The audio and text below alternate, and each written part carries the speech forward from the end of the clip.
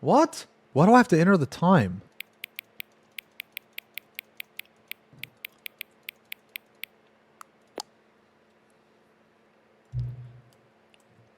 Why are you guys typing that? Can I just say something? Thank you for actually setting the clock both times you booted up the game. A lot of people don't take that step seriously. They just leave the clock at 12 and call it a day. Okay. But you're actually taking the time to set the clock, and I appreciate that. That's how I know that you care about this experience. You're paying attention. I don't even have any way of knowing if it's the times you're setting are correct. Tell you what, I'll make you a deal. All right. Since you've been so cooperative, next time you boot up the game and see this screen, just set the clock to your favorite time. Go ahead, pick whatever time you want, even if it's not the correct time. You've earned it. This is stupid. Shall we set the time again? Set it to 611. So stupid.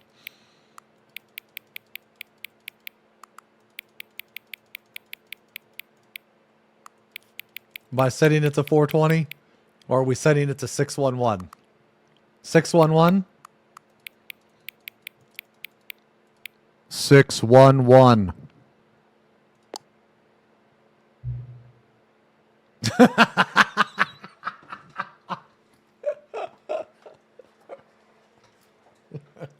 Your favorite time of the day. Or could you simply not resist giving me the correct time again? After all, I know how much you enjoy setting the time correctly. Okay, now I'm curious how accurate 6:11 p.m. is. Let's use another slider to find out. How accurate? I mean... Dude, what is this? We aren't even playing the game!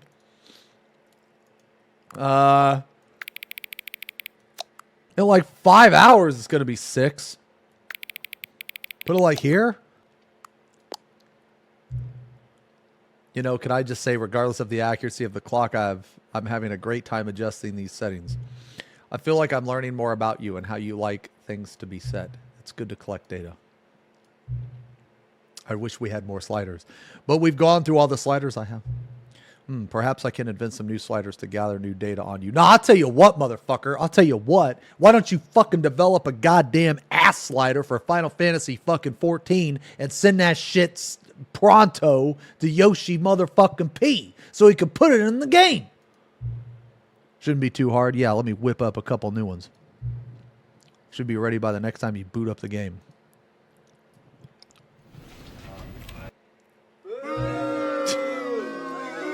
Please adjust the slider until the computer is barely visible.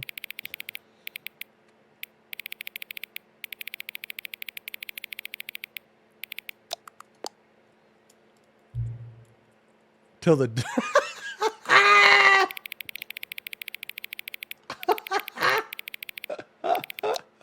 Okay.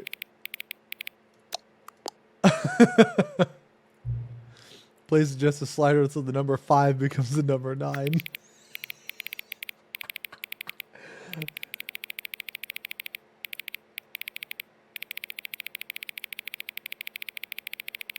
Is it Taco Bell?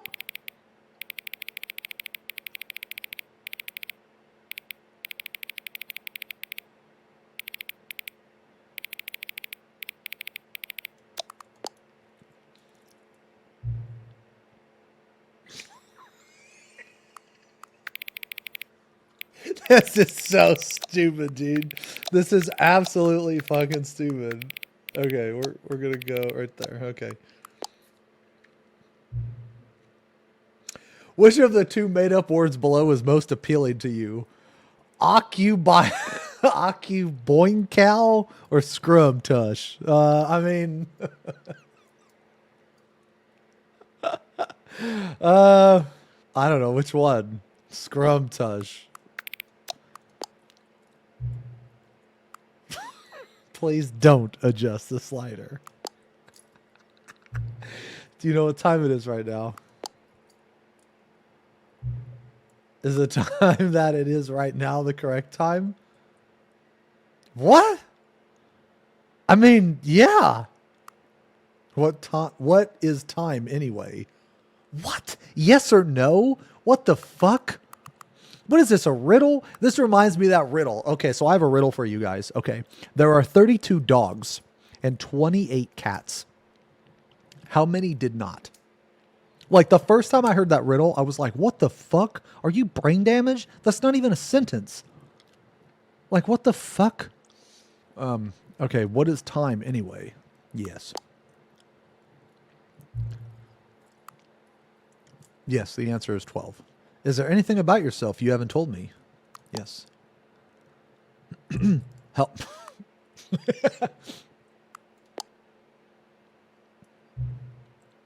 Will you come back to visit me?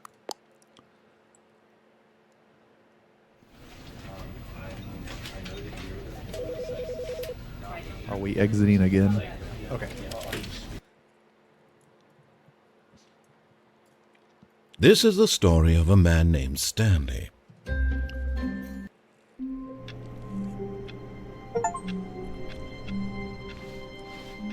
All of his co-workers were gone. What could it mean? Stanley decided to go to the meeting room. Perhaps he had simply missed a memo.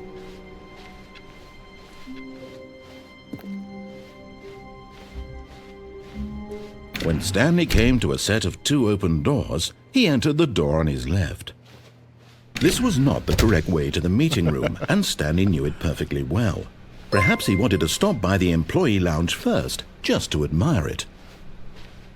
Ah, yes, truly a room worth admiring. It had really been worth the detour after all, just to spend a few moments here in this immaculate, beautifully constructed room. Stanley simply stood here, drinking it all in. But eager to get back to business, Stanley took the first open door on his left. And so he detoured through the maintenance section, walked straight ahead to the opposite door, and got back on track. Bro. It's tempting me.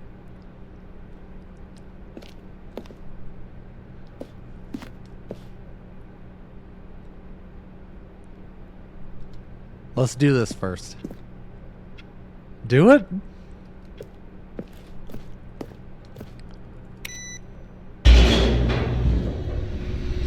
Yo, hey, sir. I got your message, by the way, man. Sorry, I'm gonna respond after stream. But Stanley didn't want to go back to the office. He wanted to wander about and get even further off track. So now, in order to get back, he needed to go from here. It's left.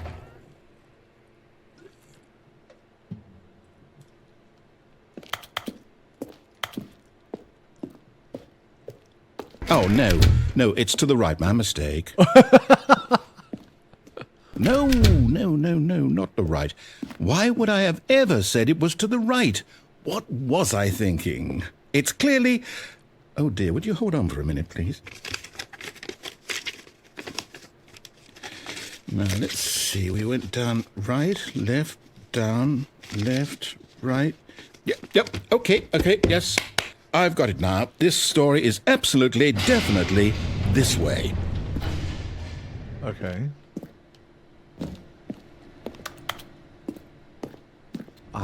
Dude, we're going down in the fucking basement. Oh. No. This isn't right at all. You're not supposed to be here yet. This is all a spoiler. Quick, Stanley, close your eyes. Okay. We just have to get back to, oh. Who am I kidding? It's all rubbish now. The whole story completely unusable. How about, rather than waste my time trying to salvage this nonsense, we'll just restart the game from the beginning. And this time, suppose we don't wander so far off track, Fire! Okay, from the top.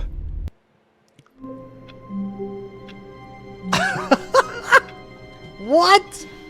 All of his co-workers were gone. What could it mean? Okay. Stanley decided to go to the meeting room. Perhaps he had simply missed a memo.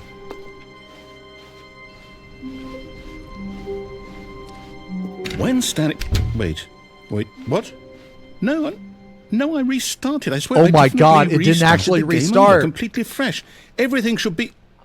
Oh, did something change?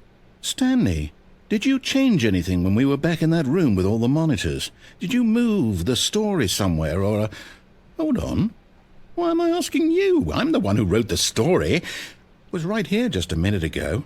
I know for sure that it's here somewhere. Okay, then. It's an adventure. Come, Stanley. Let's find the story. Oh my god, so many doors. What the fuck?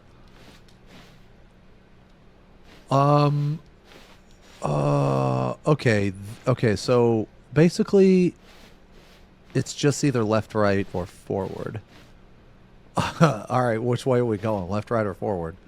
You picked the one. I'll say it.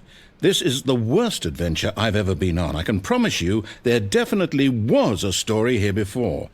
Do we need to restart the game again? Well, I find it unlikely that we'll ever progress by starting over and over again, but it's got to be better than this. Okay, let's give it a shot. Why not? You took too long! You took too long! All of his co-workers were gone. What could it mean? Stanley decided to go to the meeting room. Perhaps he had simply missed a memo. No, we're playing the game together. Okay, oh my it's worse. fucking I might god. be remembering this wrong. It's possible the story is back where we just came from. Why don't we go back the other direction and see if we missed anything?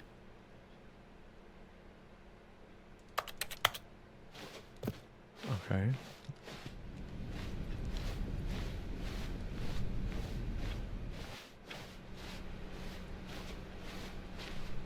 Oh, there's a door open over there.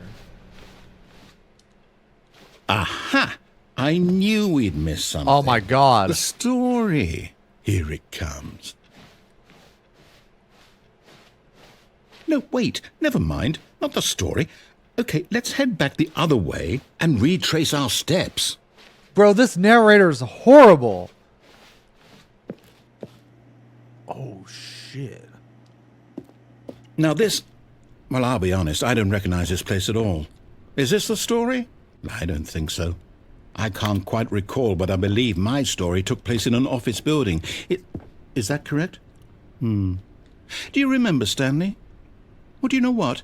Since I've completely forgotten what we were supposed to be doing, how about this? You win! Congratulations! We did it! Yay! I know you put in We a lot of hard work, won! and A it clear really for paid off. So, James! good Yay! job. We Oh, did it! no. We did it, guys! No, I don't feel right about this at all. We both know you didn't put in any actual work for that win. Some people win fair and square, and this was not one of those situations. Okay, I'm getting weirded out by whatever this place is. I don't care what might happen this time. I have to restart. All right, I've got a solution. This time, to make sure we don't get lost, I've employed the help of the Stanley Parable Adventure Line. Just follow the line. How simple is that?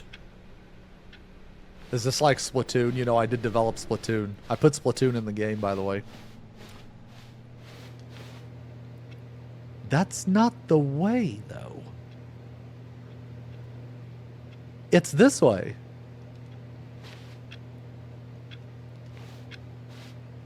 Okay, are we following the line or are we going the actual way? Follow the line! Are you insane? No, Pavel, thank you for the resub. 42 months.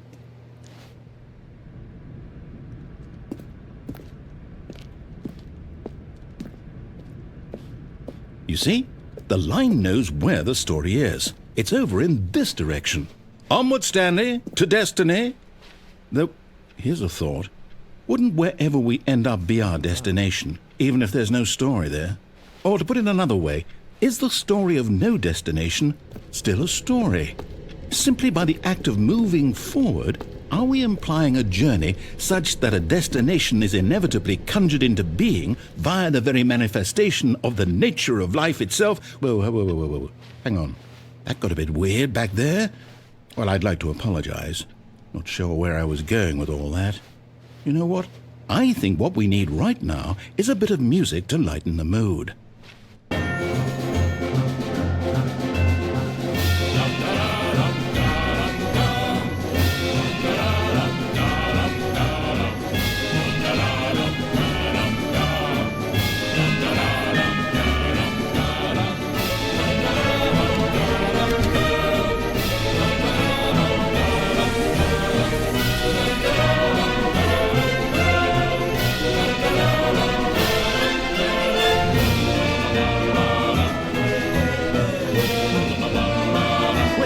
cut the music, go back and look at that fern.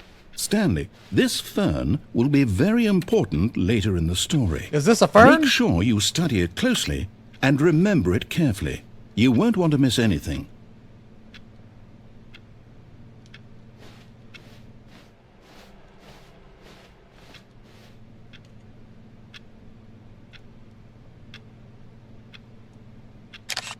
That's a good picture of it.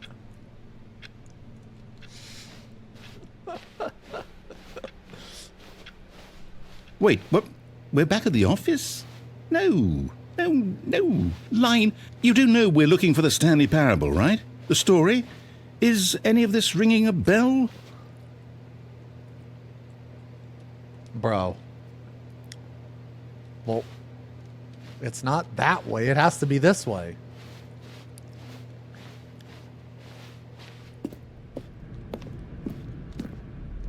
Oh, no, not again, Line. How could you have done this to us? And after we trusted you, after everything we've been through, you... Oh, I can't take this anymore. To hell with it. Restart.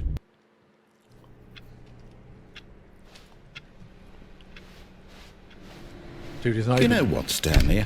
I say forget the adventure line. What's it ever done for us? We're intelligent people, right? Why can't we make up our own story? Something exciting, daring, mysterious. Ooh, this all sounds perfectly doable. Why don't we simply start wandering in, well, I don't know. How about this direction?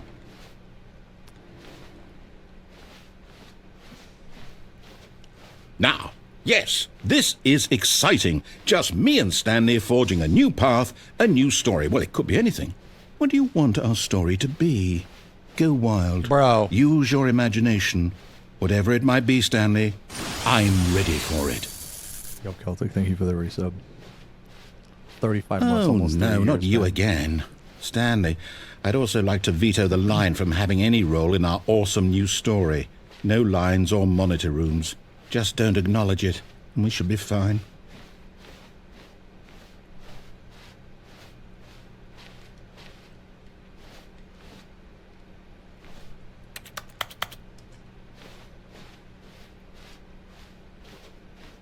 Ah, a choice. We get to make a decision. From here, the story is in our control.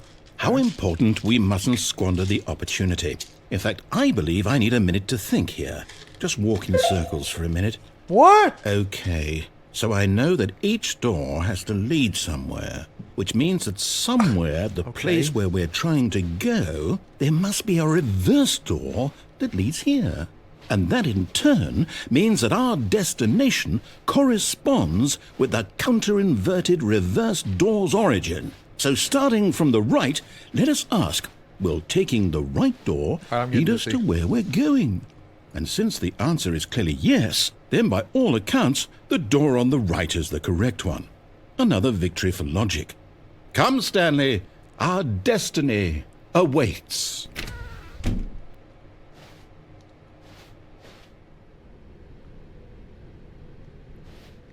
Hold up, what's this?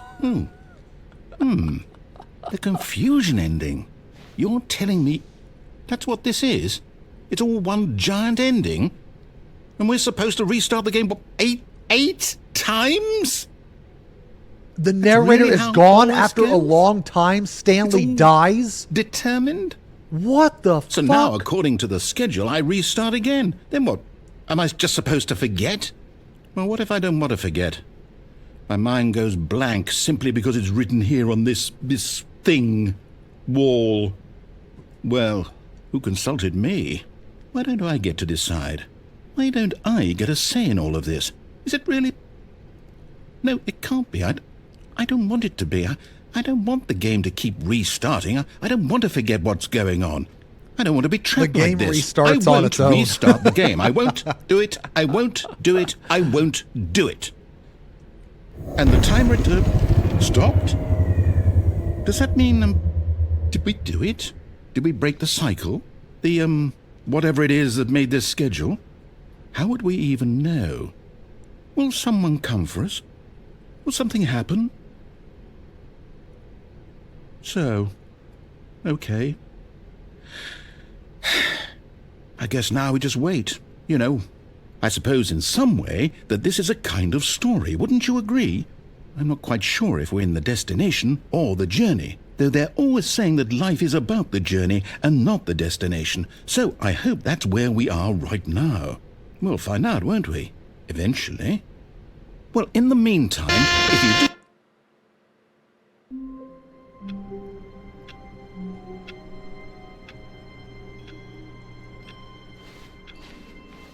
All of his co-workers were gone. What could it mean? Stanley decided to go to the meeting room. Perhaps he had simply missed a memo. Yo, Lex, thank you for the resub. I'd like for you to narrate a game like this in Uwu. Stanley went to the meeting. A boom. When Stanley came to a set of 2 open doors, he entered the door on his left. This was not the correct way to the meeting room, and Stanley knew it perfectly well. Perhaps he wanted to stop by the employee lounge first, yeah, on YouTube, just to admire it. Check YouTube. There's a Wow. VOD channel. Yes, this room. What a beautiful room. What a gorgeous, gorgeous room. Thank goodness Stanley had taken this detour on his way to the meeting room. Life without having experienced this room, but eager to get back to business, Stanley took the first open door on his left. Okay, guys. And so he detoured through the maintenance section, walked straight ahead to the opposite door, and got back on track. Okay, I'm going to ask a question, and it's okay if you spoil it. All of what we just did, is that ending over? Okay, so we should not go down there again. Like, basically, I just don't want to replay a part I've already done. Okay, okay. So I go here.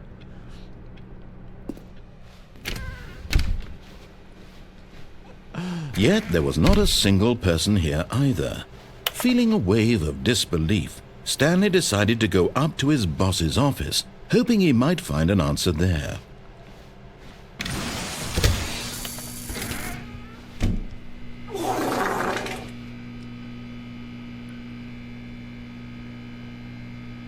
Stanley stepped into the broom closet, but there was nothing here, so he turned around and got back on track.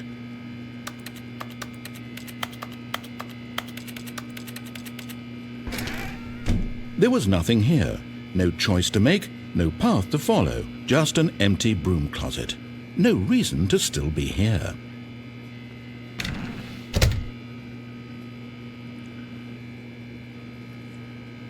It was baffling that Stanley was still just sitting in the broom closet. He wasn't even doing anything. At least if there was something to interact with, he'd be justified in some way. As it is, he's literally just standing there doing sweet FA.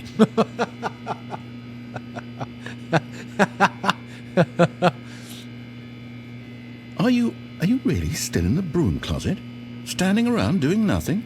Why? Please offer me some explanation here. I'm genuinely confused.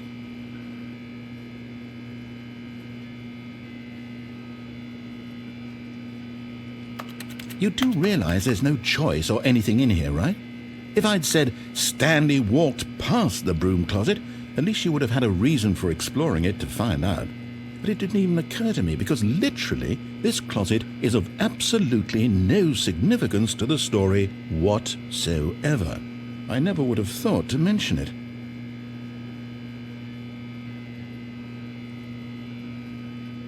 I like this hum. Maybe it to reminds me you of the this back is rooms. somehow its own branching path. Maybe when you go talk about this with Broom your friends, Closet you'll say, Nation. "Oh, did you get the broom closet ending? The broom closet ending was my favourite." I hope your friends find this concerning. Broom Closet Nation. Stanley was fat and ugly and really, really stupid. He probably only got the job because of a family connection. That's how stupid he is. God that or the damn! drug money. Also, Stanley is addicted to drugs and hookers.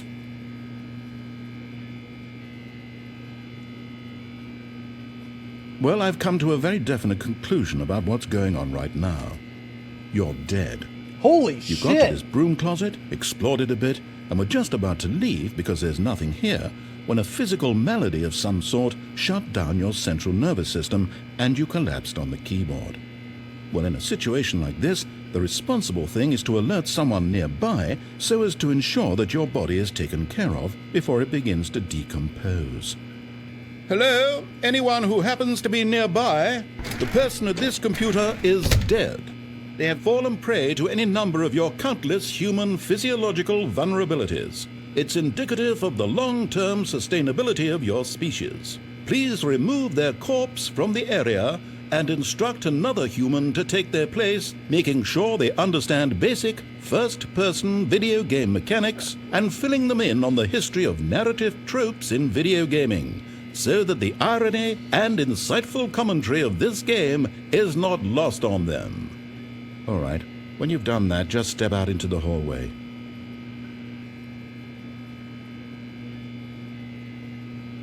Broom Closet Nation. Broom Closet Nation. Ah, second player. It's good to have you on board. I guarantee you can't do any worse than the person who came before you. You too? Unbelievable. I'm at the mercy of an entire species of invalids. Perhaps there's a monkey nearby you can hand the controls to. God a fish? Fungus? Look, you can hammer out the details. I'm not particularly picky. I'll just be waiting for when you're ready to pick up the story again. It's Jover? We should exit the broom closet?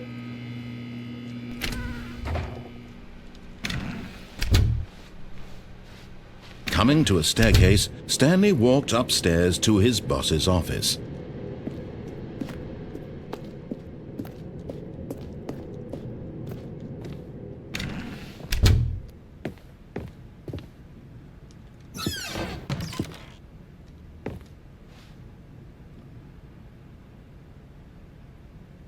But not yours, of course. Extreme bathrooms.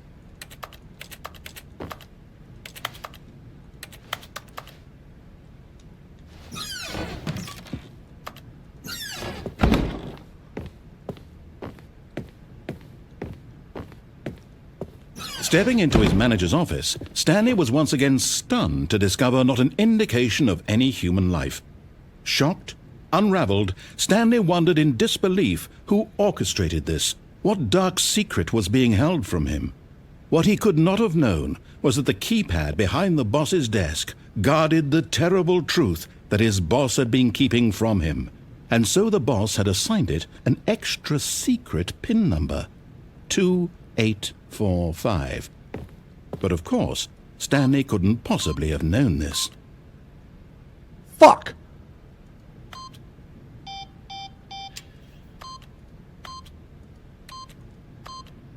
Yet incredibly, by simply pushing random buttons on the keypad, Stanley happened to input the correct code by sheer luck.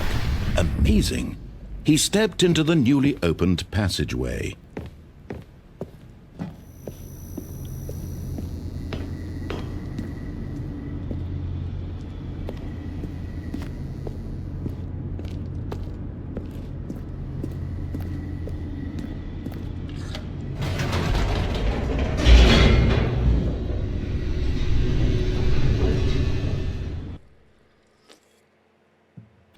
Descending deeper into the building, Stanley realized he felt a bit peculiar. It was a stirring of emotion in his chest, as though he felt more free to think for himself, to question the nature of his job. Why did he feel this now, when Go for back years up? it had never occurred to him? This question would not go unanswered for long.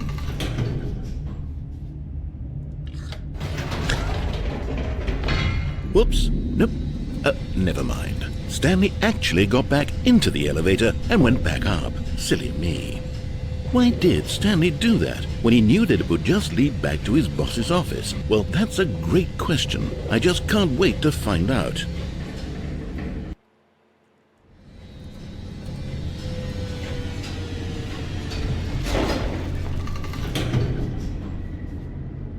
Go back down? I can't.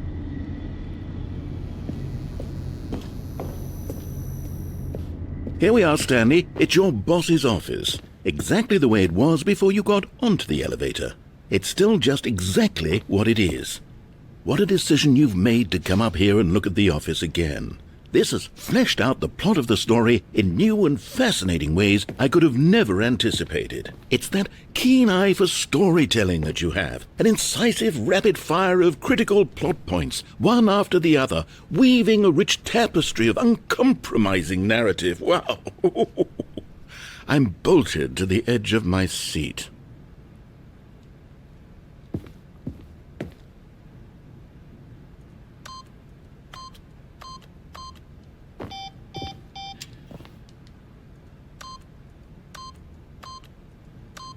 I put boob.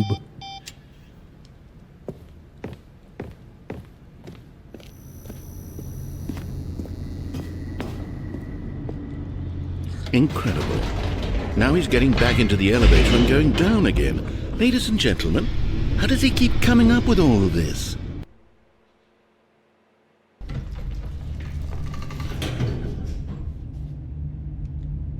Can I really go back up?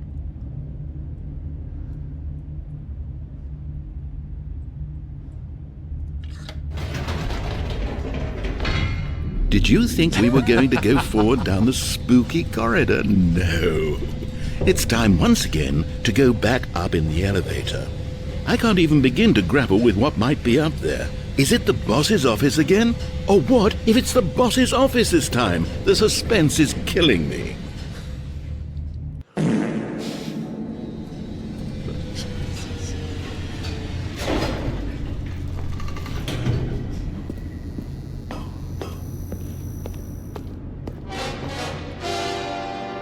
Oh my God, it's the boss's office. This absolutely changes everything for me. Give me a time out here for a minute while I process this.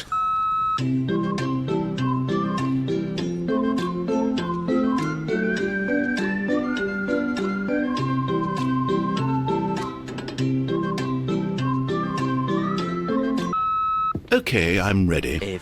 I'm prepared to embrace this stunning revelation and to move forward with... No, wait. No, I need more time to process.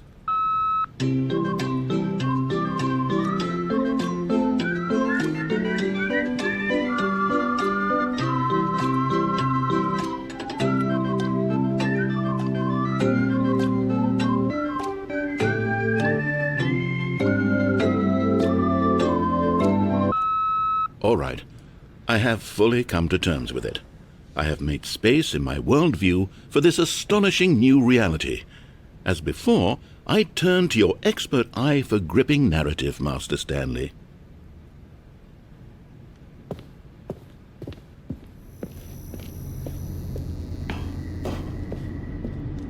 Of course, going back down in the elevator.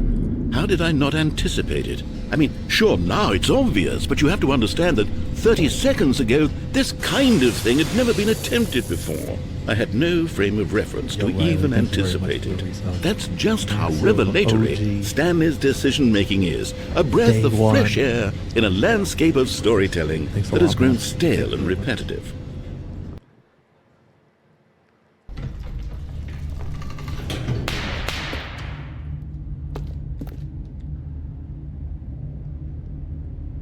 Should we go back up?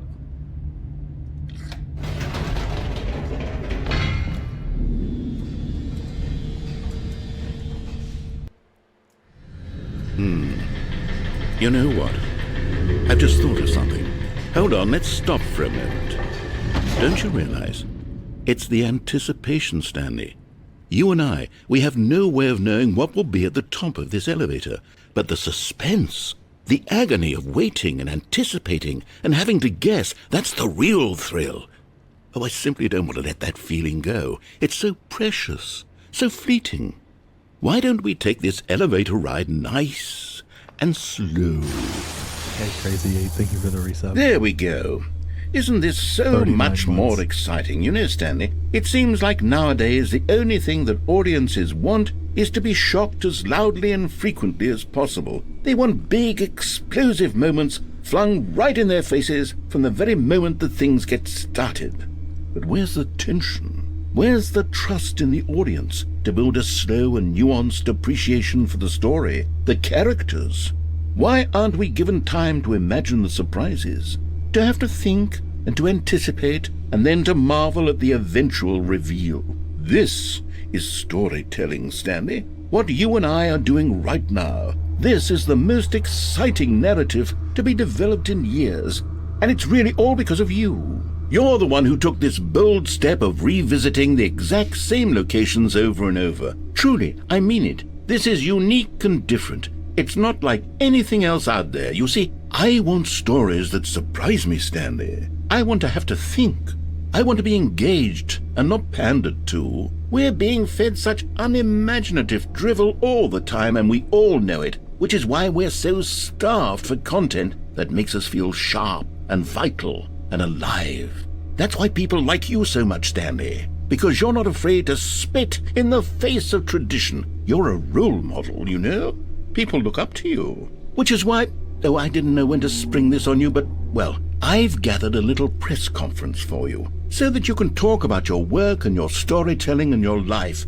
Yes, I know you're not much for the public eye, but I thought it would especially mean a lot to the people who have been following you from the beginning. They really look up to you, Stanley. I don't know if you realize the impact you have on them. This is the kind of gesture that might leave a tremendous impact on them for the better. Oh! Oh, good, we're here. Ooh!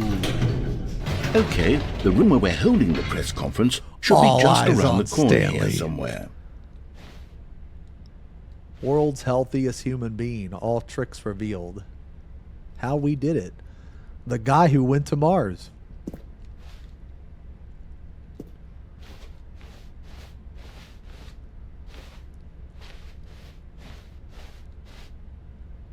World Peace Baby.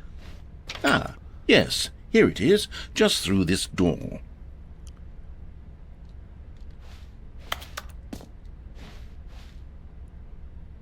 World's first sentient machine.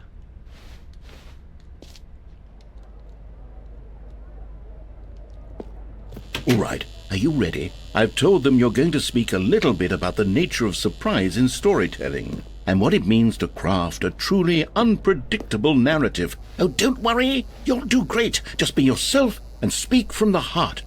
I'm really proud of you, Stanley. Okay, it looks like they're ready for you. Go get them. All right, here we go.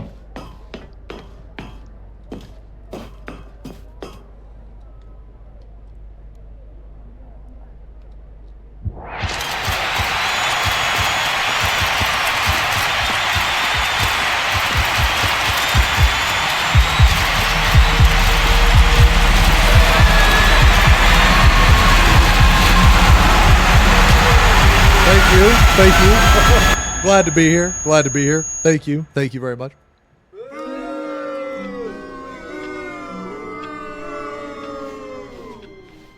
All of his co-workers were gone. What could it mean? Stanley decided to go to the meeting room. Perhaps he had simply missed a memo.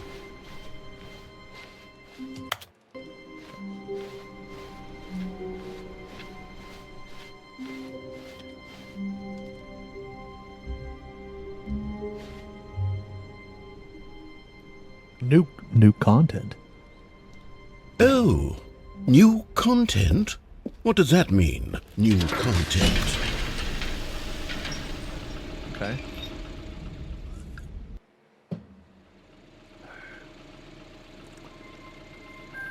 Ooh. Hello, and thank you for playing the Stanley Parable Ultra Deluxe. As you may know, the Stanley Parable was a video game released in 2013 on home computers. After receiving critical and commercial success, it was expanded upon in 2022 with the Stanley Parable Ultra Deluxe, a reimagining of the game for consoles and home computers. The Stanley Parable Ultra Deluxe features exciting new content that broadens and expands the world of the Stanley Parable, delighting audiences the world over.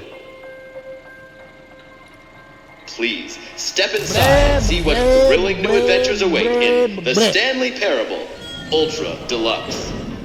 Oh, well, this sounds delightful. Is this I'm very actually the excited to see DLC? the thrilling new Ultra Deluxe Like, content. was this not in the original? Okay, so far it's an Oh, that's cool. Nothing special yet, but I'm sure it's just the beginning of a mesmerizing adventure.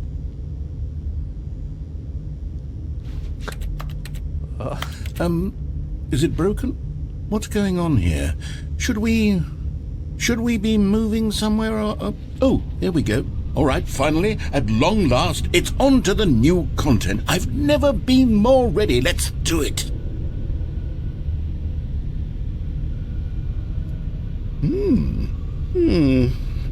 I have to say, initial impressions of Stanley Parable Ultra Deluxe, mostly tedious. It's as if Mostly tedious. Oh, okay. Let's see the content. Give me the content, Stanley.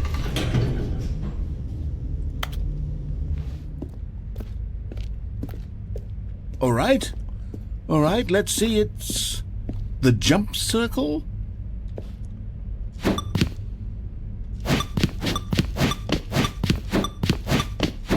Yo, we can jump now.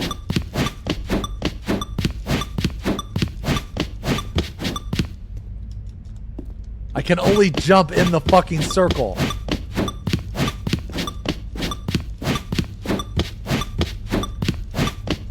New content.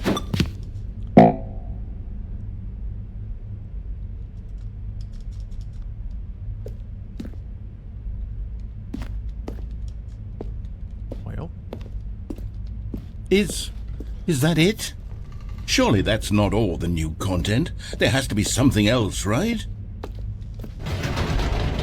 Goodness, another elevator. yo, that Stanley, content's I like have just to as good as say, like Final Fantasy initial 14's impressions like of this off game patches. are not positive. It's just elevators and jumping.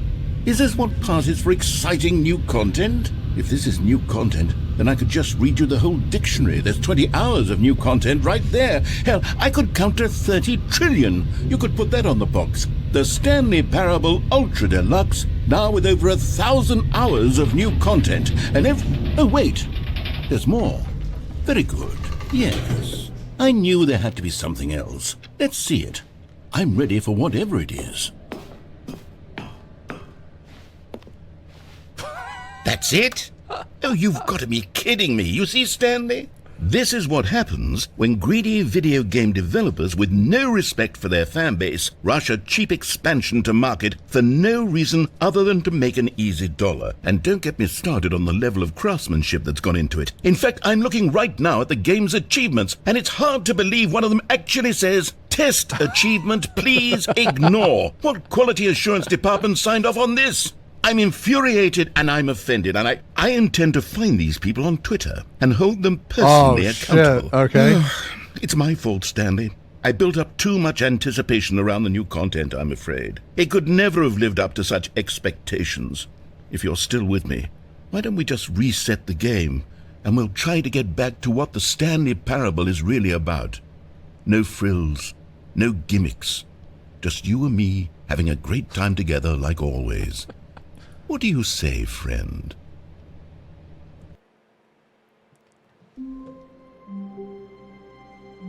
Oh, that's different.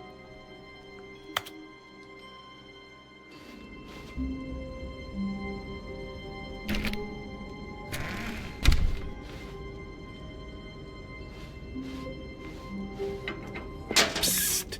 Stanley! Come over here! In the vent! I want to show you something. Bruh, this sounds like, dude, this is like It from It.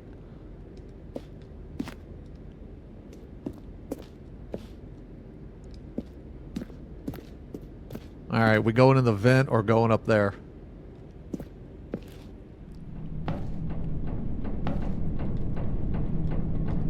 Coffee nut.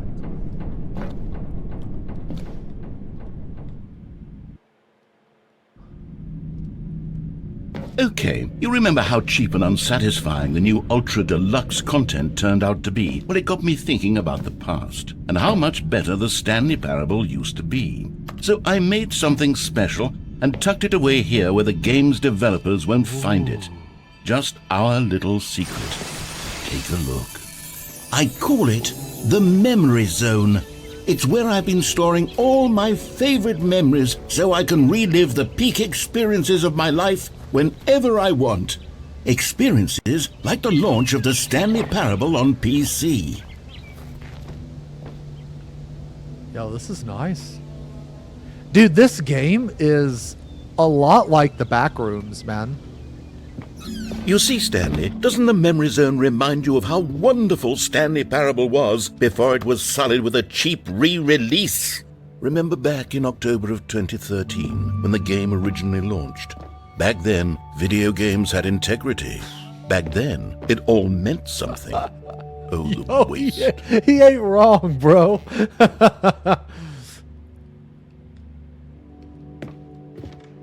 You know, I feel like the longer time goes on, the more this scene is going to be relevant.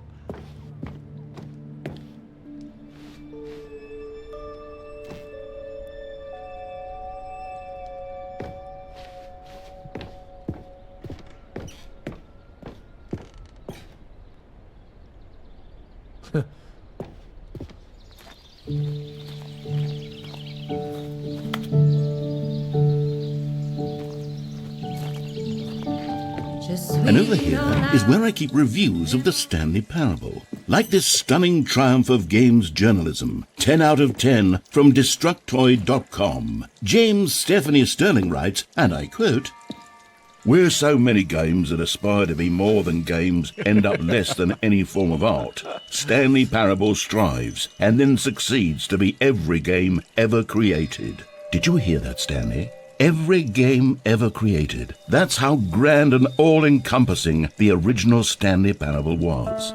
It was literally every game ever created. It was Skyrim, it was Persona 3, it was all of them, and now it's nothing. It's no games at all. It isn't even the Stanley Parable anymore. It's just a husk now. A lifeless husk with an hour of new elevator content.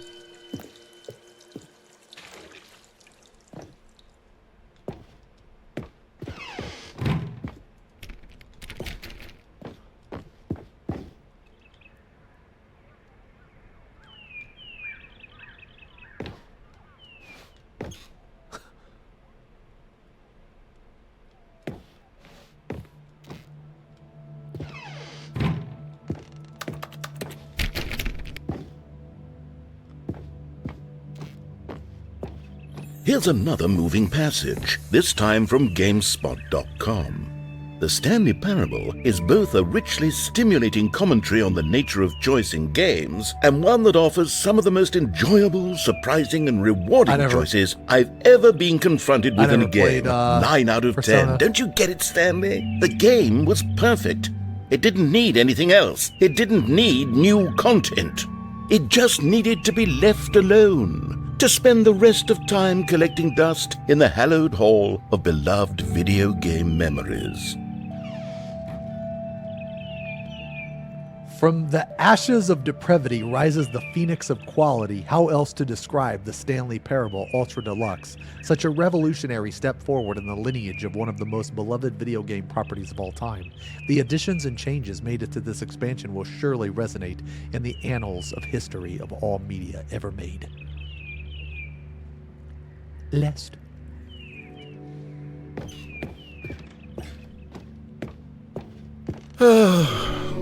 These were simpler times, Stanley. But I wouldn't give to go back, to have it all over again. Wait, hang on. I don't recall this part of the memory zone before. What's this? What's down here?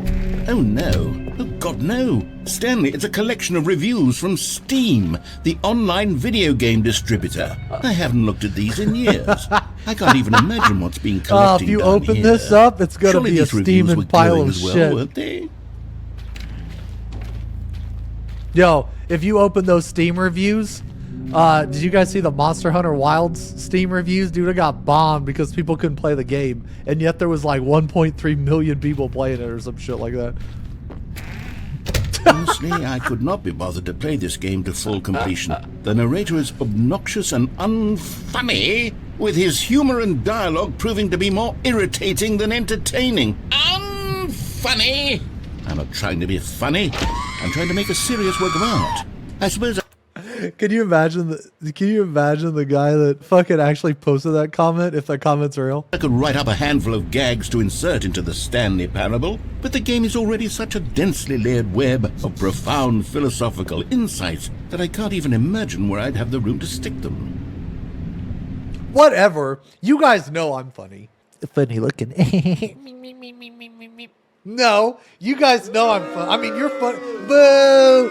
Boo! He's not funny. Get off the stage. Boo! Okay, you guys are funny too. We're both funny. But you guys could say all you want. Okay, you guys can fucking say all you want. But you know I'm a little funny. You know I bring a little smile, just a little smirk to that face of yours. Thank you. Thank you. Thank you. Lopo, thank you for gifting that sub. Thank you guys very much. Zemo is hilarious. Is that I Love Zemo? It's I Love Zemo. No, you're hilarious.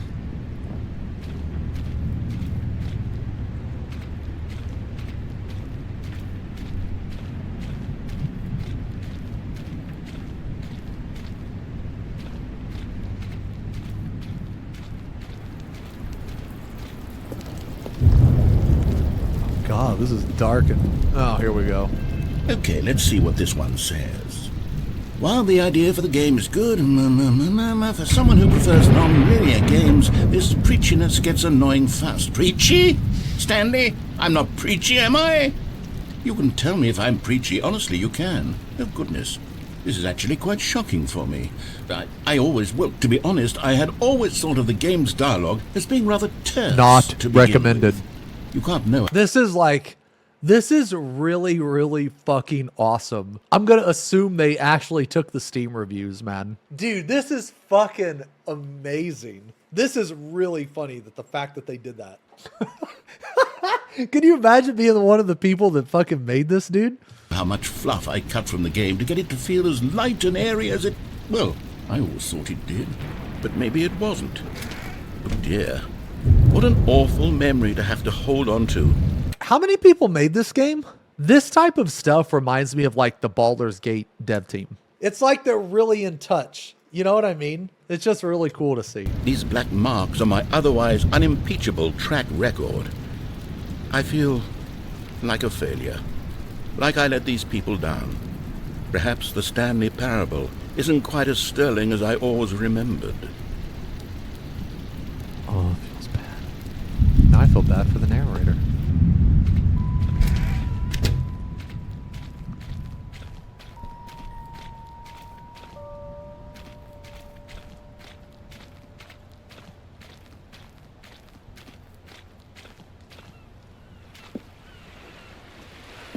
What's this one got to say? You constantly... That's just so funny. Every time I read it, I just read it in like the T-Pogo voice. Not recommended. You have to stop doing anything so the narrator can catch up with his long-winded explanations of what's happening. I wish there was a skip button. A skip button? Well, yes. Yes, I think we can do that. If I'm truly too preachy, then maybe letting you skip ahead for just a moment, surely it couldn't hurt. Not if it means we can strike these negative reviews from the record. Only positive reviews of the Stanley Parable. That's my motto today, and it's always been my motto. I'd do anything for the customer, Stanley. Yes, a skip button we shall have.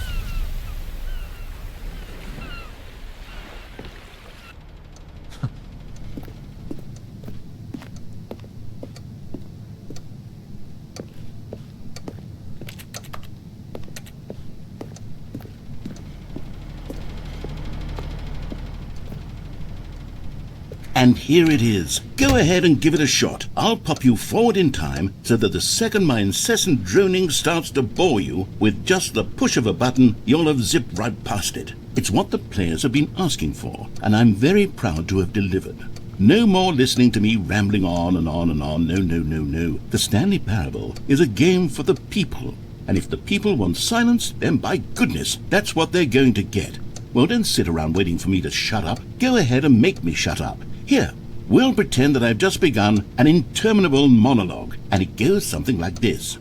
the story and the choices, or what have you, and therefore by becoming it is, so on and so forth, until inevitably we all until the end of time, at which time everything all at once, so, now you see, blah blah blah blah blah blah blah blah blah blah blah blah blah blah blah. We've eaten too much and it can't be just yet, no, until 245. That the logic of elimination working backwards, the deduction therefore becomes impossible to manufacture. It went on for nearly 10,000 years, until just yesterday, here and there, forward and back, and never a moment before lunchtime. It can't be. It's the only thing there is. How many billions left until so much more than forever ago? Which is why I say, the story and the choices. Dude, my fucking... My, like, cheeks are starting to hurt from smiling. Or what have you, and therefore by becoming it is, so on and so forth, until inevitably we all until the end of time, at which time everything all at once, so, now you see, blah blah blah blah blah blah blah blah blah blah blah blah blah blah. We've eaten too much and it can't be just yet, no, until 245. That the logic of elimination working backwards, the deduction therefore becomes impossible to manufacture. It went on I have no idea what he's talking about. for nearly 10,000 years, until just yesterday, here and there, forward and back, and never a moment before lunchtime. It can't be. It's the only thing Are there we is. skipping? How many billions left until so much more than forever ago? Which is why I say, the story and the choices, or what have you, and therefore by becoming it is, so on and so forth, until inevitably we all until the end of time, Bjork, thank at you which for the time gifting. everything all at once, Thank you very so, much for the now you gifting. see, blah blah blah blah blah blah blah blah blah blah blah. Oh, you're back, you see. You were only frozen in time for a few minutes, but it was plenty of time for me to deliver a long, rambling monologue full of unnecessary verbal flourishes and lengthy ruminations on the nature of choice in video games. Of course, I happen to believe it was perhaps one of my more profound Does anything happen when you let it keep playing over and over again? Does anything happen? Oh, no. Okay. such ruminations. Not that, of course, you need a description of it, but if I had to describe it, I'd say it was perhaps less of a rumination and more of a treatise. Or maybe a manifesto. Sometimes this narrator says words I didn't know existed. Look, I'll outline it for you very briefly, and you can tell me what you think. Okay, so my theory is that any choice you've ever made is simply a series of choices made by the person who you are, or were, or will be at the time of having made said choice. That is to say, if by articulating a choice you've already made, you bring that choice into being, then by making no choice and saying nothing, are you not simply erecting in the sanctuary of time a monument to every person you've ever been, making I have no idea what he's talking about. every choice to which you've ever given your great gift of mortal and yet timeless thought? Or rather, do all of the choices you've ever made, in fact, make you more not this kind of person, and in fact do the very opposite? You see, it could in fact be both of these things at once. That you are both making choices and not making choices, and that they are both affecting you and not affecting you at the same time by virtue of the fact that you Did you try using your ears to listen? Yeah, no, I hear him fine, but the problem is my brain can't process it. both are and are not making them. Okay, at first I was leaning towards manifesto, but now I'm going to circle around and slap the treatise label on this one. I think it has much more of a treatise vibe to it. But wouldn't you say that manifesto just has a much grander sort of tone? It has a mouthfeel that is rich with ambition and history. Ambitious history, if you will. See, now you've gotten me going back to manifesto. Heavens, at this rate, we're going to be here all Heavens. day. Okay, look, I have a method for exactly this sort of situation, and I do find myself in this situation frequently. I'm going to say each word back and forth in repeated succession until I become sick of one or the other, in which case the word I am not sick of shall be the victor. It is an unimpeachable strategy, Stanley. It's rescued me from disaster in countless situations. All right, here we go. FP Pong of a woman's breast.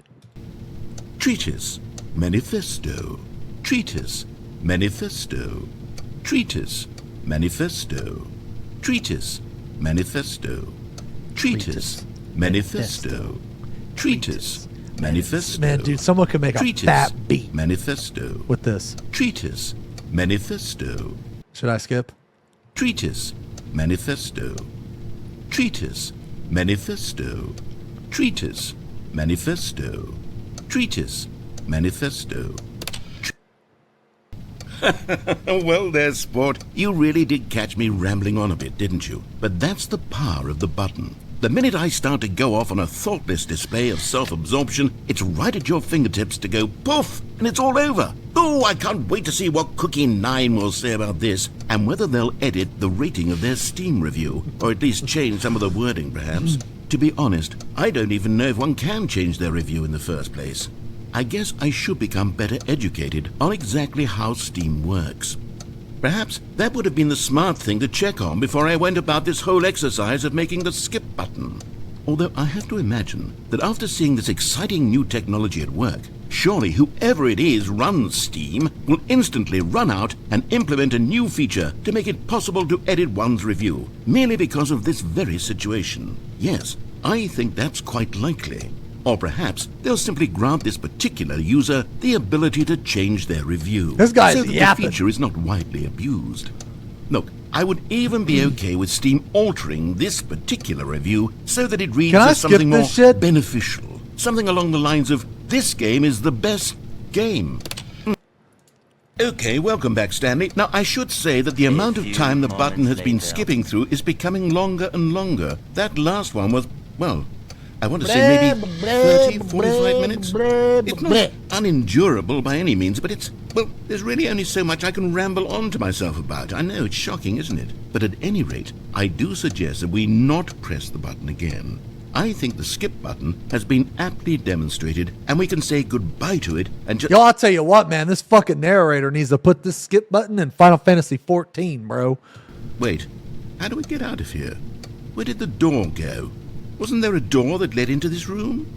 I do feel quite certain that there was one here before. How else would we have gotten into the room in the first place? I don't think one can enter a room without a door of some sort, or a window or something like that. Do you see a window anywhere? A porthole? A sufficiently large crack in the wall? Nah, man. I know how you can. I know how you can leave a room, bro. Okay, look. I'll take any of these. All I Hold want on. is for us to move on and to please step away from the skip button, to go anywhere other than the skip. Okay, you see this thing of wood right here? Take the thing of wood, break it in half. What do two halves make? Two halves make a hole. Climb through the hole. You get out. Button. There was a door here before, wasn't there? I swear there was. Where did it go? Can you maybe just ram your way through a wall? Is there any possibility that you could, say, slam your body into the wall until enough damage is done for you to be able to leave? Please, I'll take any option at all. I'm asking you to work with me here. All right, I'm sorry, guys. I need a sparkling ice. Who up in the Xenosys Vex stream sparkling the ice right now? We need a door. We need a door of some kind. I can work with any kind of door as long as it can open and lead from one room to another. Brother. I'm going to step away for just a moment, and I'm going to try to find us a door. I don't know how exactly Sparkling to remove ice a is door and place carbonated it water. in a different wall, but I will find a way, I promise. You just need to not do anything. Don't... Stanley, please don't push the button again. It's been 12 hours. You've just been frozen there. I don't know why the skips are getting longer, but they're really, truly getting longer, and my God, there's no way out of the room. Stanley, the door is gone. It's completely gone. It's a very mid beverage. The only thing mid is your fucking chat. Get the fuck out of here. I've looked at it from every angle. I've checked every one of those walls 1,000 times, and there's no door, Stanley. There's no door. There's just you and the button, and if you keep pressing it, I have no idea what will happen. I have no idea how long I'll be made to sit here, and more than... Oh, Stanley, you're back. Oh my You're God. back. Oh my goodness. I have someone to talk to again. Stanley, I think it's been a week. Or 2 weeks. Oh, I've been sitting here shit. all that time. This just is sitting sad. here, not a single person to speak with. And you'd think that that's just how it's always been, right?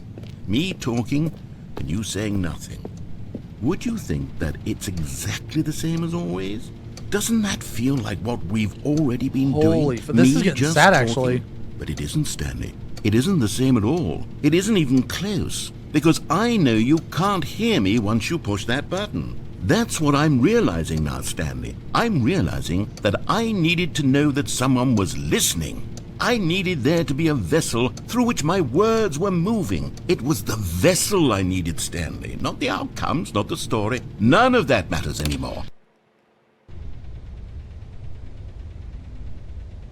Oh, hello, it's you. You're here again. Welcome.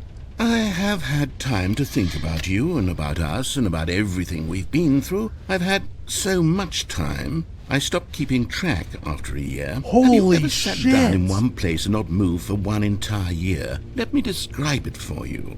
To begin with, there is only regret. There is only the turning wheel of missed opportunities. I felt nothing at all but regret for the longest time, Stanley. Days, months. I lost it all in a blur of the deepest longing to undo the past. And when that feeling had begun to subside, what took its place is what I can only describe as the collapse of every moment I have ever experienced my entire Jesus life. All of Christ. them collapsed down into a single instant. In that instant, I could see myself clearly, calmly, with a collected heart. It was an impossibly rich wellspring of both delight and disgust simultaneously. I was consumed. You know, this guy kind of sounds like the big tentacle monster from Legacy of Kain, Soul Reaver 2. He had a really good voice. I know you, Raziel. You are worthy. What madness is this? What pitiful form is this that I have come to inhabit? Death would be a release next to this travesty. You did not survive the abyss, Raziel. You remember this guy? I Dude, this only guy's voice was spared you awesome. from total dissolution. I will choose It blade. reminds me of it. Yeah, it does. It reminds. By it. I could do nothing but wallow in it for what felt like an eternity, for what I now know was far less. You see, it was a revelation for me. It was unlike anything I had ever known. It was a space without consequence, without action or outcome. It was divorced entirely from the question of free will that you and I have squabbled over for so long.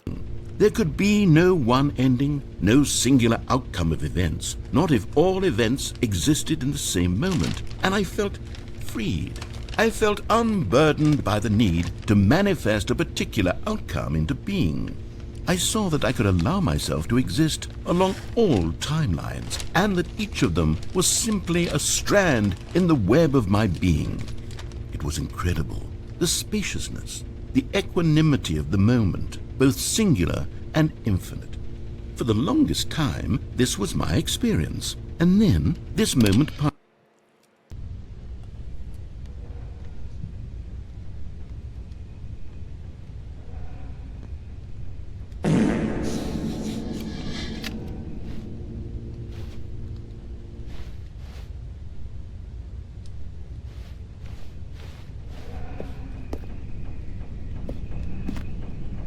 Bro, is he dead?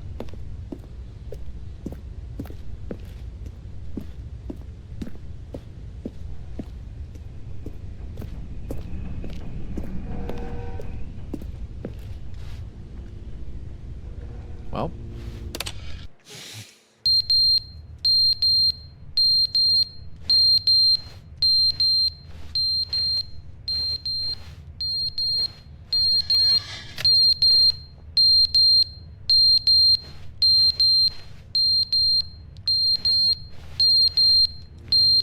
Fuck me, dude. But they didn't understand the game was never meant to be funny. It was meant to have a point. It was meant to speak to the human condition. But where are the jokes? Where are the jokes? They bemoaned, they screamed, they gnashed their teeth and said, entertain us. It wasn't enough. They had to leave a pathetic little thumbs-down review and make all of their pitiful demands. But then, he's talking too much, they said. You shut First, the fuck he up. didn't entertain us, now he won't shut up. It's... This is great. This is like what you guys do to me. Man, thank God somebody else is being shit on. Holy fuck. This is nice, man. the inconsistency, it's the lack of accountability, it's the unwillingness to examine with an uncompromising heart the words This that is they are like- speaking into the world. Dude, this is exactly... No, I can relate, man. This is exactly when some of you say your little dumbass fucking comments. Your little dumbass comments got to get it in there. You know, when you think you're funny, but you're actually not funny. You're being an idiot, you know? As though there were no consequences for a lack of cohesion in one's assessment of others. But of course, absolutely anyone can leave a review. So here's what we get. We get these demands that seek everything and are accountable to nothing. We get a world where someone will say, oh, there should be a skip button. You should be able to freeze Stanley in place while the narrator sits there forever and ever. We want all of this in the new Stanley Parable. We demand it. And then, because it was said, because it was spoken, now it simply has to happen. The most immediate desires, every single thing demanded by every person at every moment in time. If someone wants it, then it's a crime not to bring it into being. Have we been given to indulging every fleeting whim for no reason other than to do so? Yes! Yes! It seems that this is now the world we live in. It seems that we are a people living in such bleak...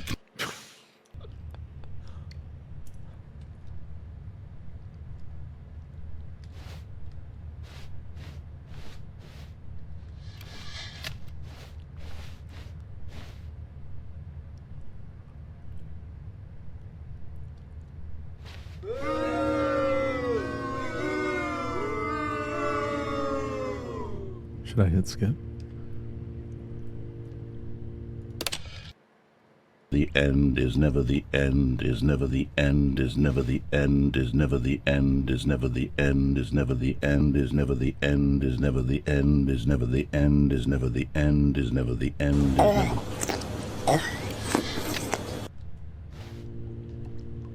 The end is never the end, is never the end, is never the end, is never the end, is never the end, is never the end, is never the end, is never the end, is never the end, is never the end, is never.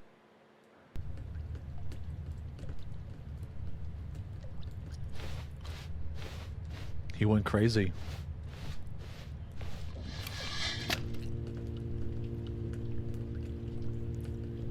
The end is never the end, is never the end, is never the end.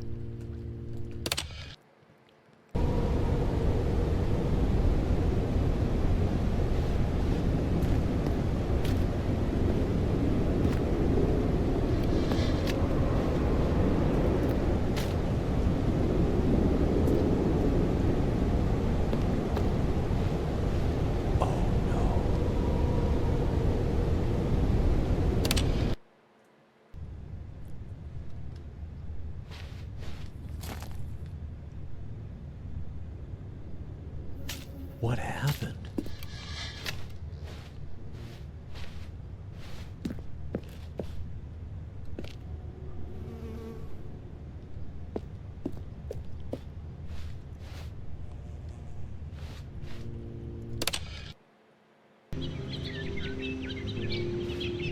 Holy shit, dude. How many years do you think went by? It had to be like decades. I hear it. Whirr. Whirr.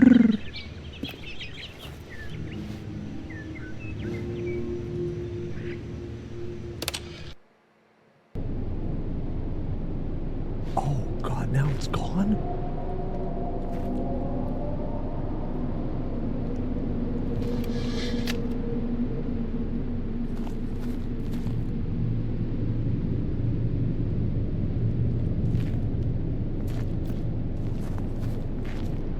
Ghost, thank you for the resub. Barbecue, cookie bazims. Kiss these burgers.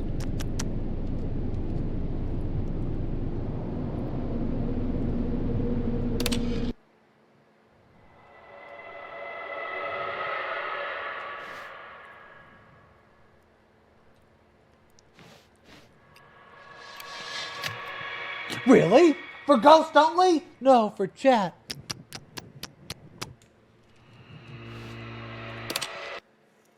Did you see it? What the fuck?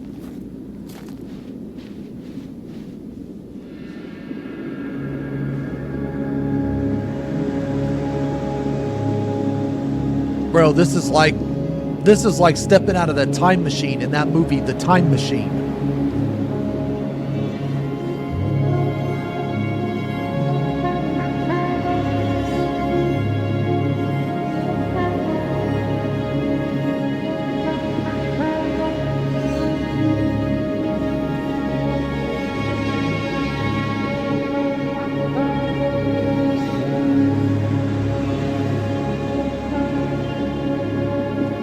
Wait, did you guys... This also kind of reminds me. Did you guys ever see that movie Jason X? Dude, I fucking love that movie because it's so stupid. And I'm pretty sure...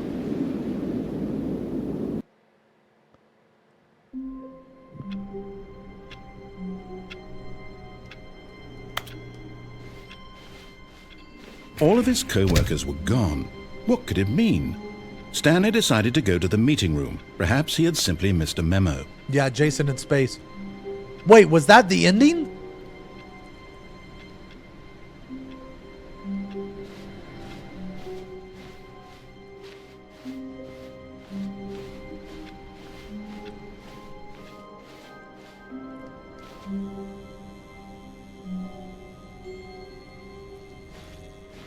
Oh, good. You noticed my sign. Yes, I have something very exciting to show you. Oh, yeah, the sign looked like a fucking strippers club.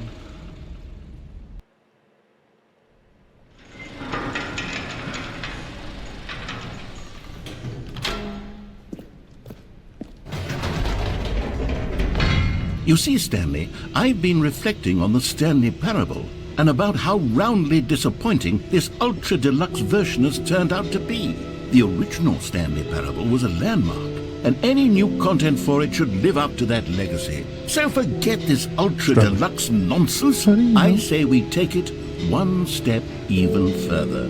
Which is why I'm very proud to announce for the first time ever, the Stanley Parable 2.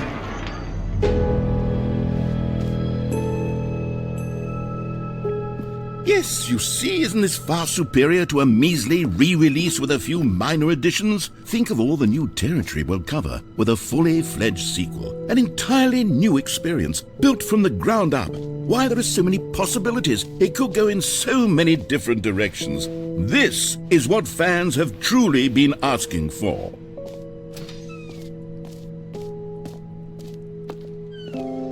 Calling it the Stanley Parable 2 is just so much catchier than Ultra Deluxe, don't you think? Ultra Deluxe? What does it even mean? But the Stanley Parable 2, now that's an artistic statement right there. It's future-oriented. It screams progress and innovation and long-term franchising potential. Now, to be clear, I haven't quite nailed down what exactly the Stanley Parable 2 is going to be, but let's take a look at some of the features I've been developing for it. I figure that if I can loosely organize a handful of interesting concepts, that surely the game will sort of naturally spring up around them. It'll all work itself out. Game development is much more of a fuzzy magic than anything scientific or logical, really.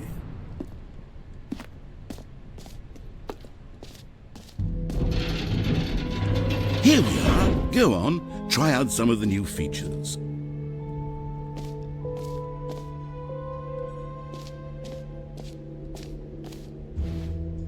A whole new office.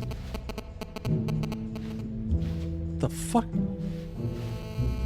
Bro, that's the fucking sound that comes through your speakers when your phone is too close to it.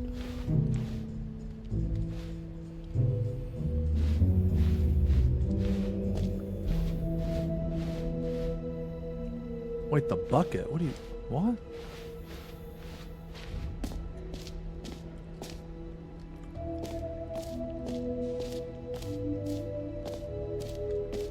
The button that says the name of the player that is playing the game. Jump circle. Infinite hole. Reassurance bucket.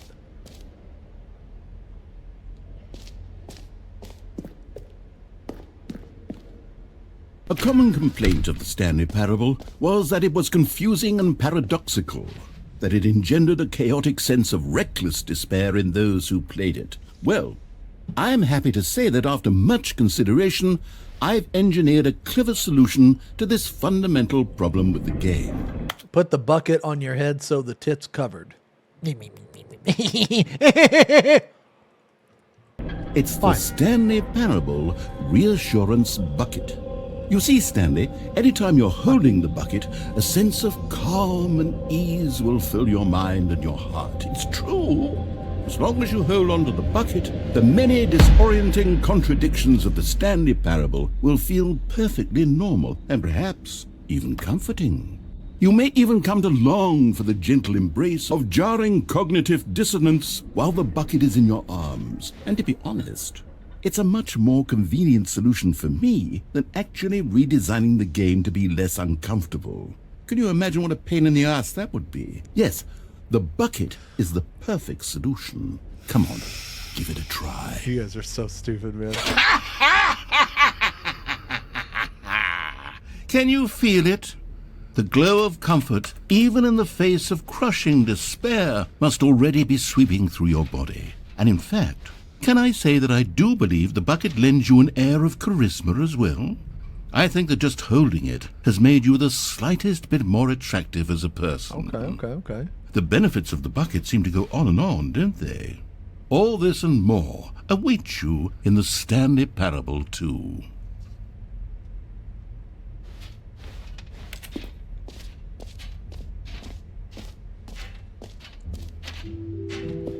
Does anyone give out awards for most enjoyable bucket in a video game?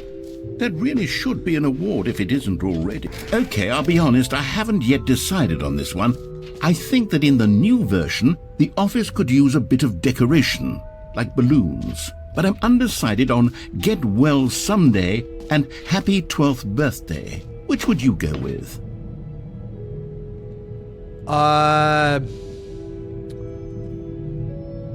Get well? You know, sometimes when you solicit another person's opinion, it makes you realize that you knew which one you actually really wanted all along. Happy 12th birthday, step-niece, it is.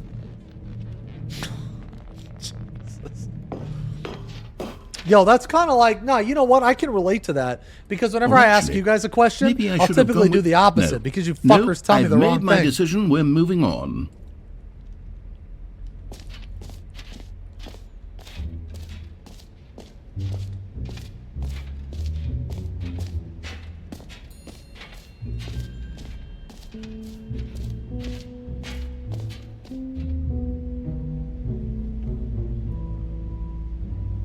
Man, that graph is confusing.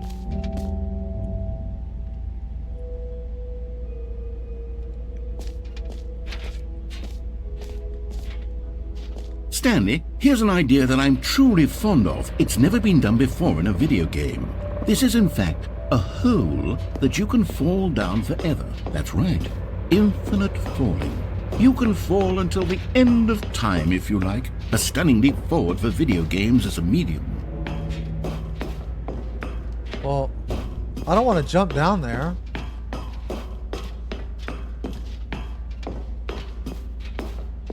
I want to...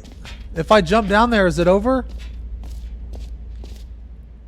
Is it over if I jump down there? I didn't explore the other part. Oh, okay.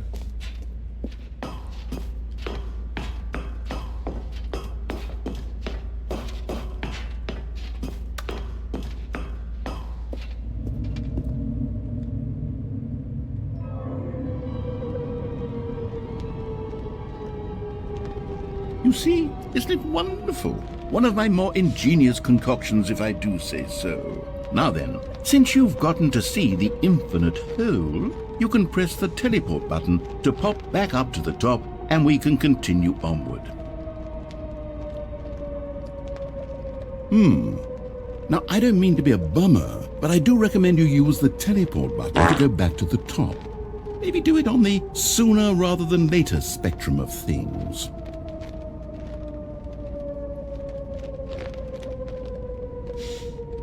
Okay, Stanley, I don't know quite how to say this tactfully, but it's possible that I slightly exaggerated the infinite nature of the hole. Is it a very, very deep hole? To be certain it is. It's an extremely deep hole. I don't want anyone to say that it isn't an astonishingly deep hole. It is. Is it infinite? Well, that sort of depends on your definition of infinity. From one perspective, the infinite is merely philosophical in nature. It's more of a... Okay, well, good for you. You found the bottom of the hole. You found me out, Stanley. I'm a liar and a cheat, and you're so clever. Look, I think the issue here is just that you're unusually fascinated by falling. What normal person actually wants to fall infinitely? I figured the hole was as deep as anyone would actually need. Don't you put this on me. Maybe you're the problem. Look, things got a little heated there. I think we both said some things we didn't mean. I didn't say Why don't anything. we just put all this behind us and agree to just call the hole mostly infinite? If that works for you, then go ahead and press the teleport button to warp up to the top of the hole and we can move on. I'll just be up here when you're ready. Great. Now, I'm very excited to show you... Oh, for heaven... You see, I was right. The problem is you. The problem is that you like holes too much. Not normal. A normal person would have said, yep, that's an infinite hole right there. Goes on forever till the end of time. Don't need to see it all, but not you. Oh, no, no, no, no. You have a weird soul. Oh. Did the hole seem even shorter to you this time? I couldn't help but feel like you spent a little less time in there than you did before. I mean, admittedly, I didn't make an infinite hole, but I didn't think it was that not infinite. Well, I suppose once again there's nothing to do here. If you decide you've had enough of the hole, you can hit the teleport button and come join me up above.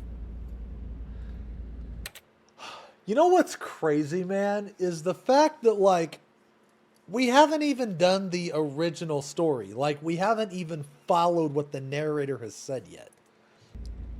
Had enough? I'm positively thrilled. I really do have so much more to show you. Gosh, how could I have guessed? You're back in the hole. If this starts to become a thing where... Wow. Okay. Yes. I'm starting to become extremely certain that the hole is not only not infinite, but that it's growing steadily less and less infinite. I suspect that I'm starting to hit the point where it's no longer feasible to call the hole infinitely deep, even by the lax overall standards for accountability and marketing. What's going on here? Stanley, I have no explanation for the uncertain nature of the hole's length. Here, let's try something. Let's pop back up to the top, and we'll see if it gets any shorter. Well, there it is.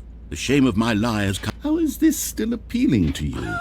I know you're obsessed with holes, but at this depth, I just can't see this scratching the itch. Oh, who am I to judge? You just do whatever it is you're here to do and hit the teleport button when you're ready to move on.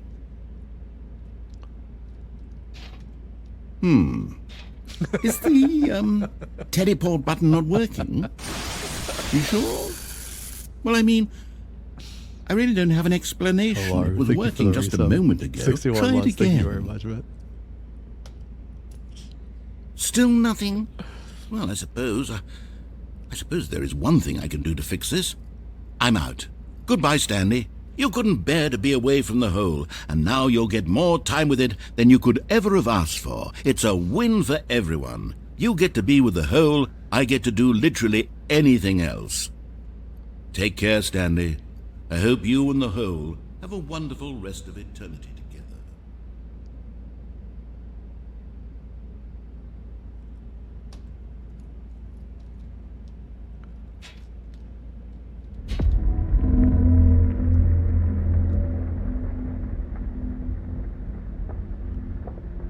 Yay, the game. Wait, you came in to say yay, the game, sludge, and then you Burge leave? What the fuck? You get back here.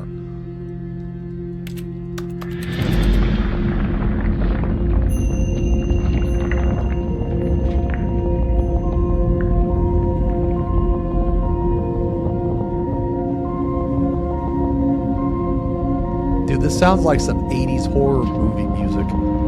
This sounds like something out of fucking...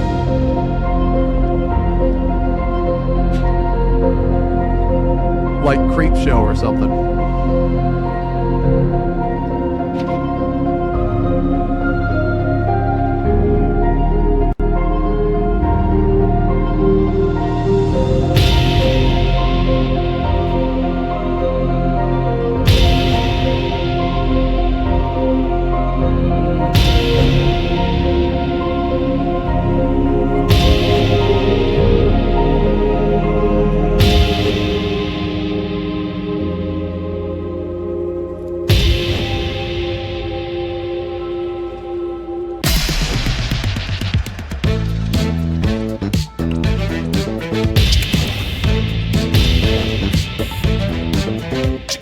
I don't know what's going on.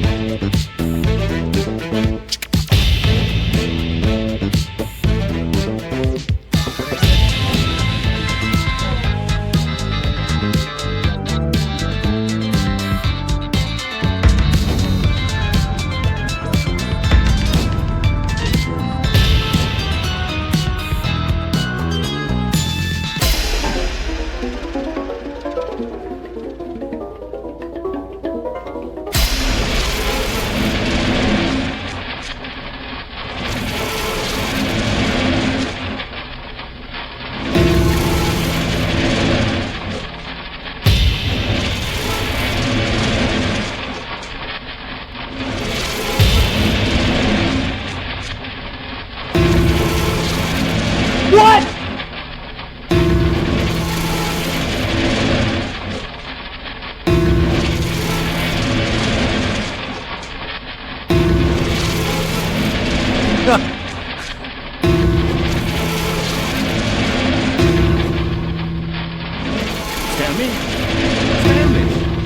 Stanley!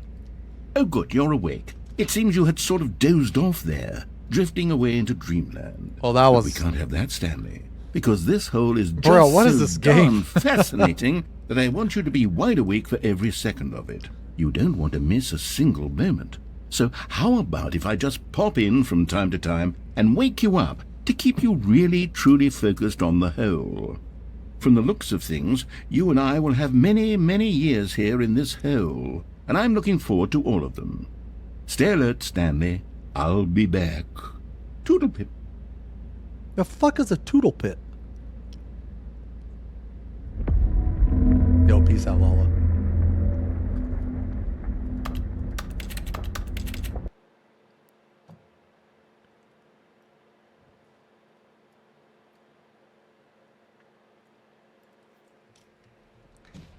Here we are. Go on, try out some of the new features.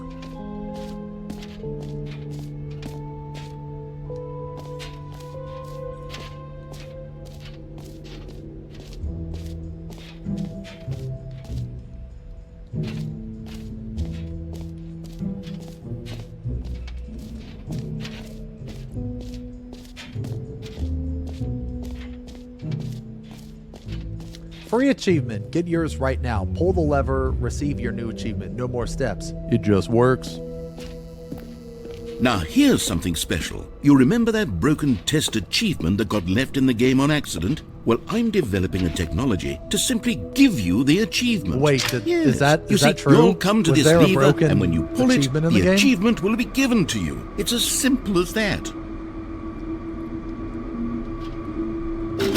Okay, perhaps I should have clarified. This is technology that will exist. Right now, the achievement is still fully broken. I'm not a wizard, Stanley, but I guarantee it will be fixed in the sequel to at last satisfy the hordes of ravenous fans all over the world who have been uproariously demanding this feature. Gamers, we hear you, and I promise it will happen.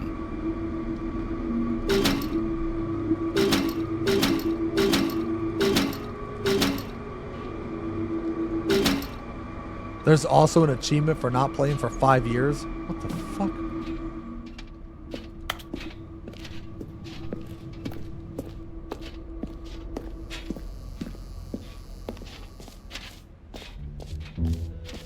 What else? What other exhibits haven't we seen yet? Ooh, the jump circle. That was fun. You know what? Let's bring the jump circle back for Stanley Parable 2 as well. It's... Oh, wait.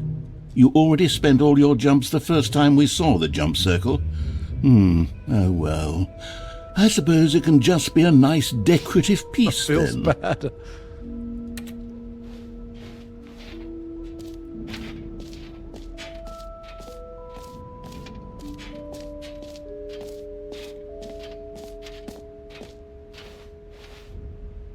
B, where this button that says the name of the player that is playing the game.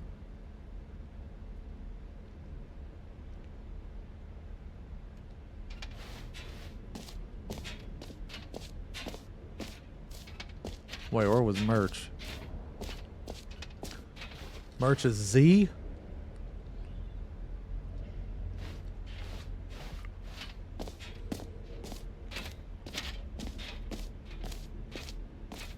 hear your name in the game.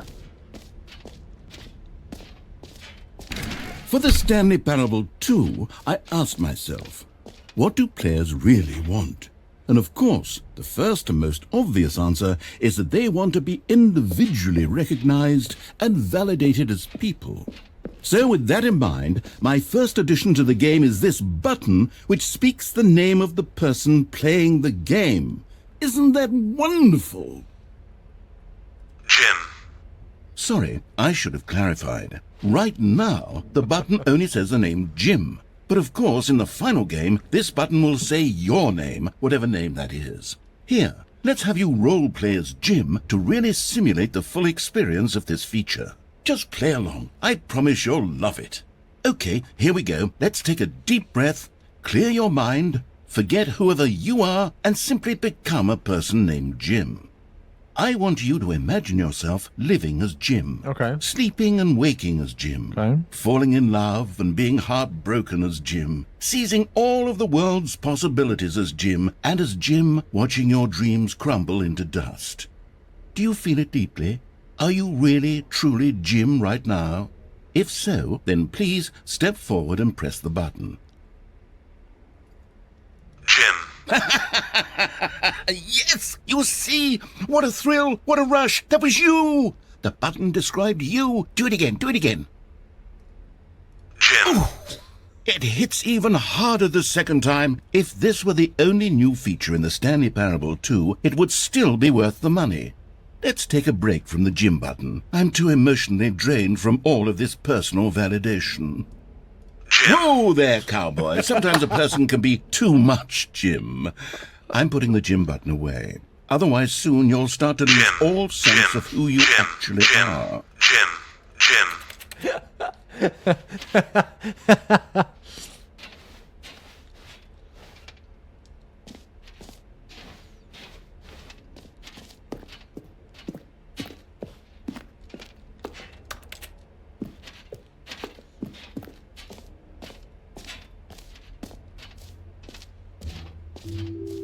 I suppose I could allow only people named Jim to play the Stanley Parable 2. That would actually save me the work of finishing this feature.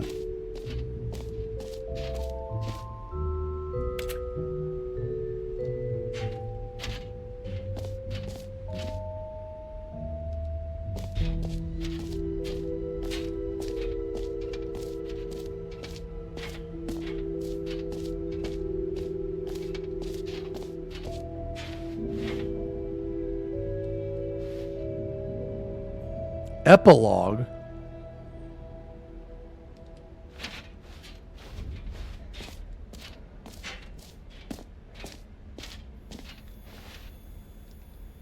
Oh, where to look at this?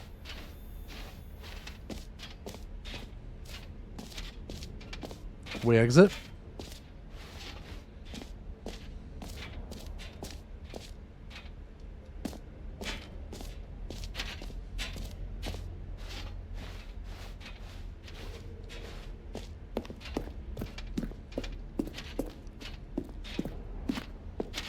Oh, goodness, Stanley, this is fairly awkward. I hate to do this, but before you leave, okay. you really should go to the collectibles exhibit. You see, there is a surprise I was going to spring on you later, and it involves the collectibles. And I really do hate to break the illusion, but it's important that you go see the collectibles, okay?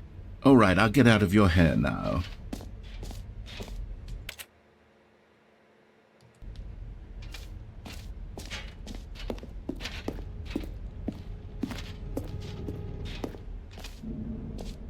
Ah, collectibles.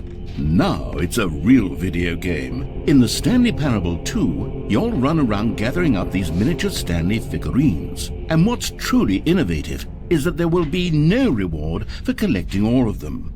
I don't want to stifle the intrinsic joy of watching a number go up. You simply collect all of them, and then you move the hell on with your unremarkable life.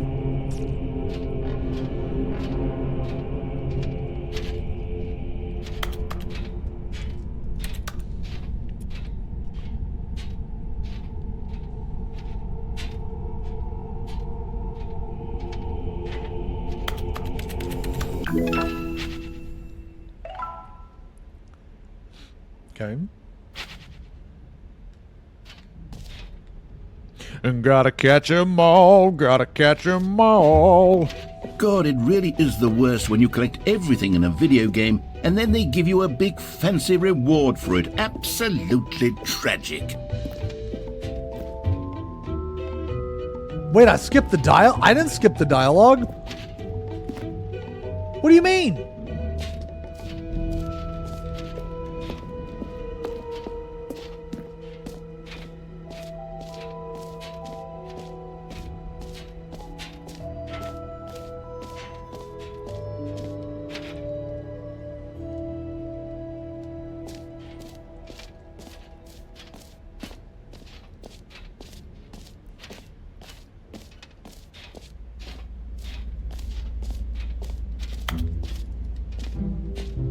I can't go to the hole.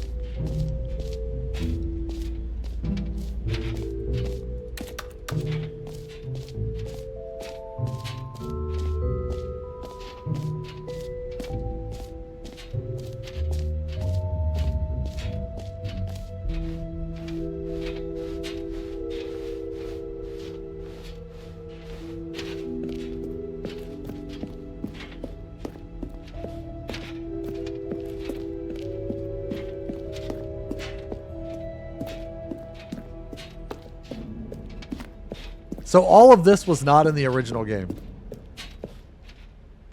New mug.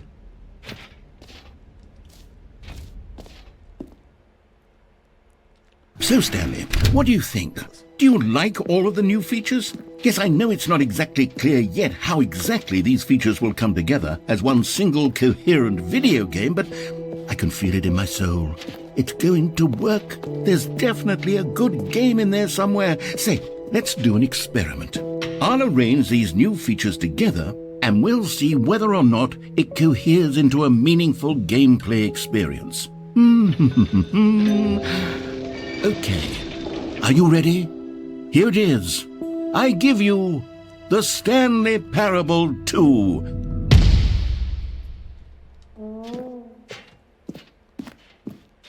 I mean, there's potential here, right? It's sort of... Okay, never mind. Hold on, let me do a different arrangement. Okay, yes, this is much better. I feel good about this. Here we go. Version Take a screenshot. 2. What do you mean? Like print screen? Who am I kidding, Stanley?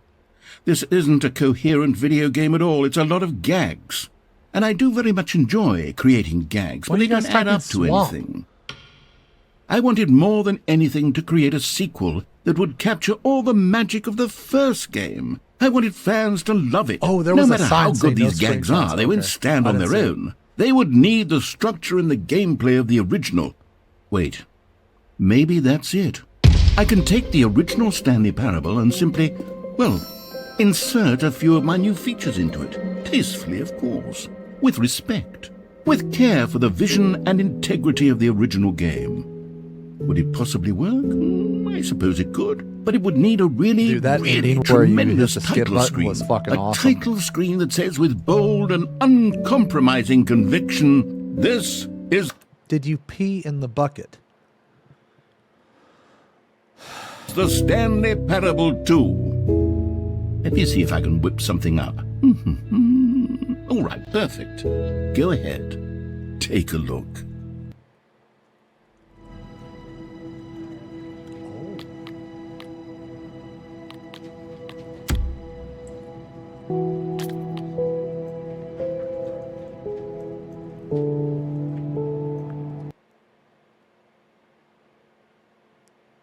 This is the story of a man named Stanley.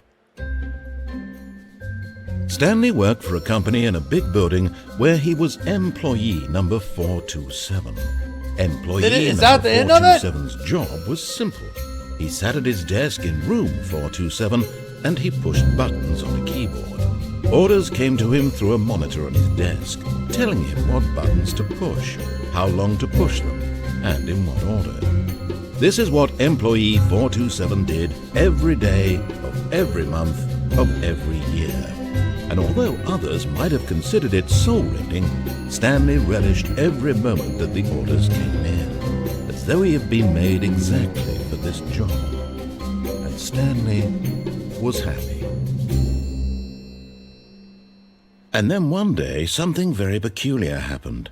Something that would forever change Stanley. Something he would never quite forget. He had been at his desk for nearly an hour when he realized that not one single Why are order you booing? had arrived on the monitor for him to follow. No one had showed up to give him instructions, call a meeting, or even say hi. Never in all his years at the company had the this balloons. happened, this complete isolation. The balloons. Something was very clearly wrong. Shocked, frozen solid, Stanley found himself unable to move for the longest time. But as he came to his wits and regained his senses, he got up from his desk and stepped out of his office.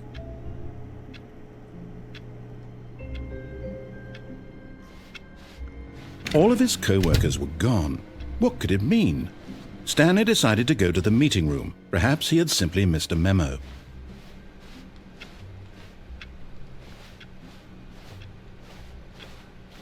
Stanley felt the bucket calling to him, begging him to pick it up. Why was he not doing it? Where's the bucket?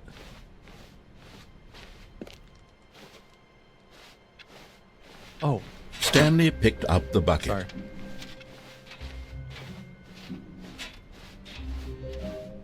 Stanley clutched the bucket tightly to his chest and entered the door on his left. Oh, God.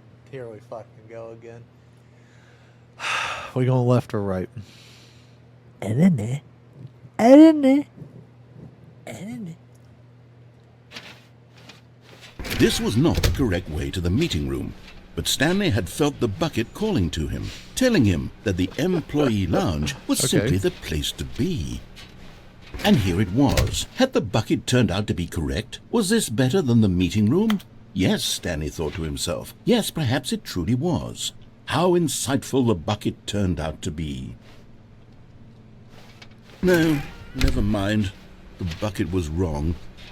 Stanley took the door on his left to go back to the meeting room.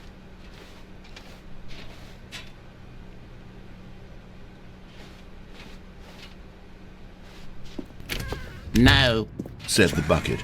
don't go to the meeting room. Go somewhere else. The cargo lift, yes. Go there. Go to the Now! cargo lift. Dude, that's like you guys, man. You'll fucking do stupid shit.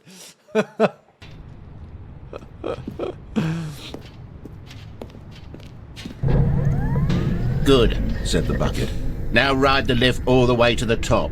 There's something up there I need you to do. Stanley did not question why or how this bucket was speaking to him. It should have alarmed him, of course, because buckets can't talk. But Stanley chose not to think about this obvious fact. He was firmly convinced that the bucket had spoken to him, and he unthinkingly did whatever the bucket asked. VIP the bucket.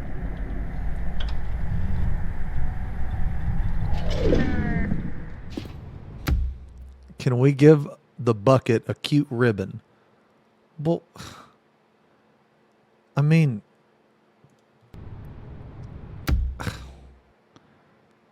yeah.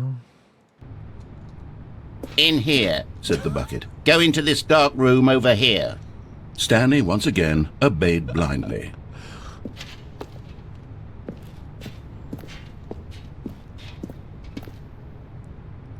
Wait, into the dark room? Where? There's not a dark room. You mean this fucking lit up room?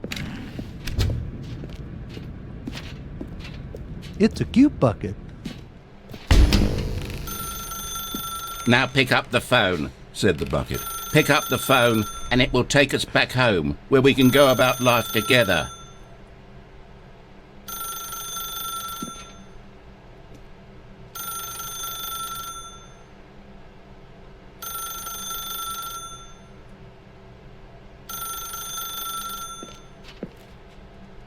Whoa, hold on. Why did you unplug the phone?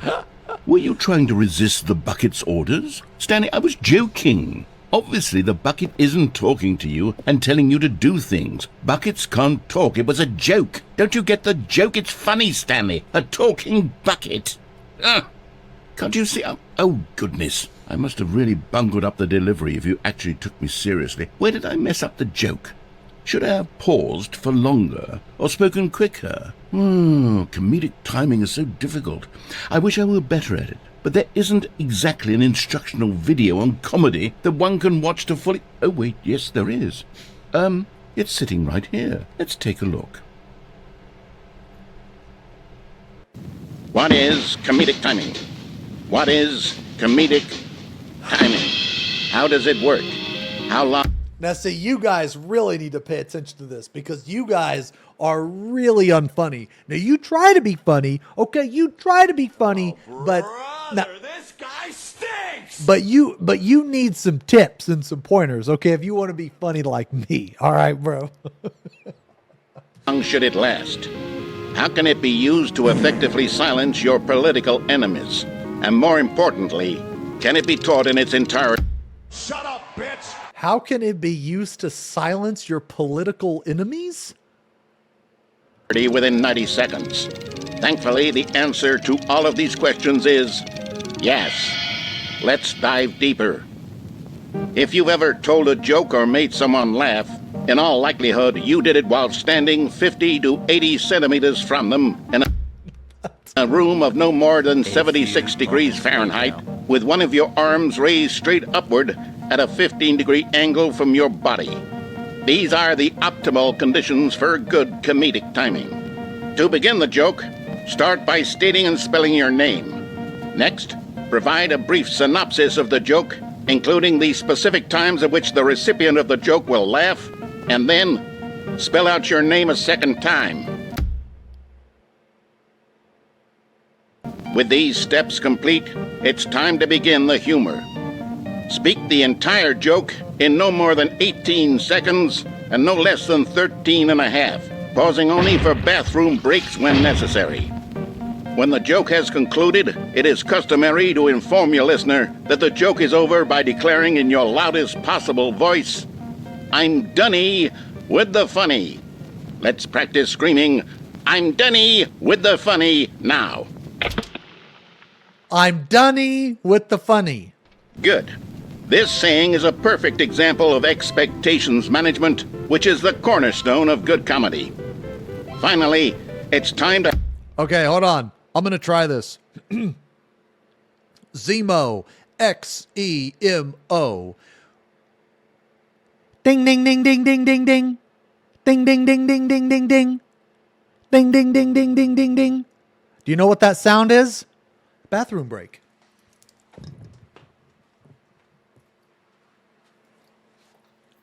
I'm gonna come. That sound was my alarm notifying me that the Uber for your mom was here. I'm dunny with the funny. hand out surveys. Collecting hard data from your audience on how rapt they were throughout the joke is the only way to grow or learn as a comedian. An effective survey should be no less than 10 pages long and should include the same question reprinted several times, just to ensure the survey taker is actually paying attention and not simply filling in answers at random. And that's all there is.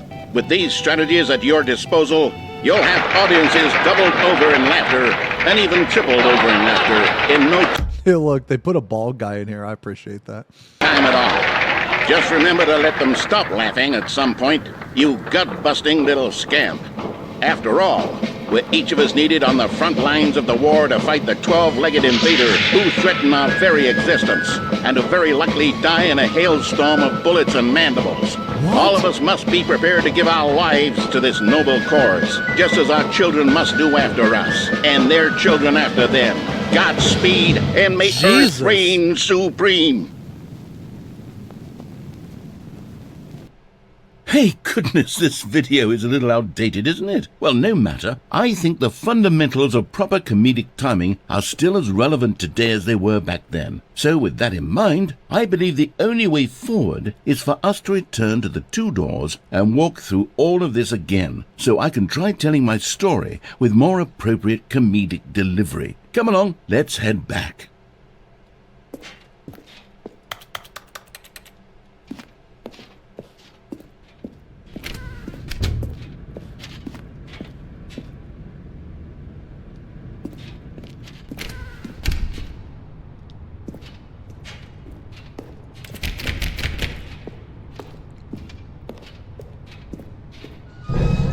I can feel it. This time, I'm really going to nail the delivery. You'll be in stitches. A talking bucket, you'll say? How ridiculous. How absurd. What a hilarious concept. The king of comedy. That's what you'll call me. Thank goodness we had the instructional video. Otherwise, who knows where we'd be right now. Well, I wouldn't be the king of comedy, that's for sure. The bucket spoke to Stanley.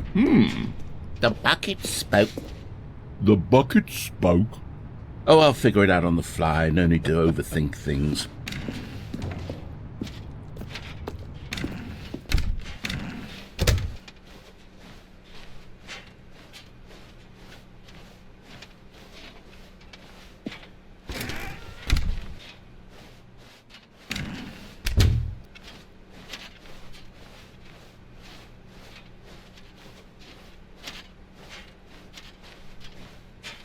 Here we go. You ready? When Stanley and the bucket came to a set of 2 open doors, they entered the door on the left.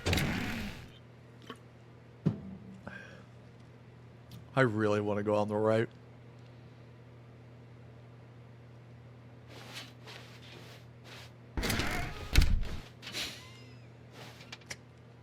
This is just death.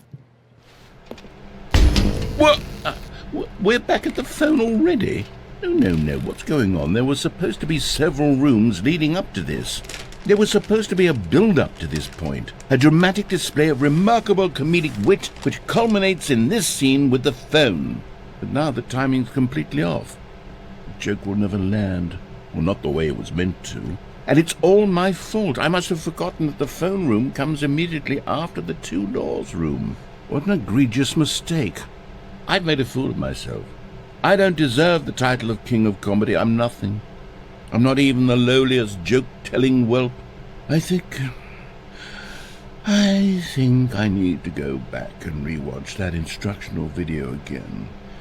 Yes, surely that will help me improve my... Here we go. You ready? When Stanley and the bucket came to a set of 2 open doors, they entered the door on the left.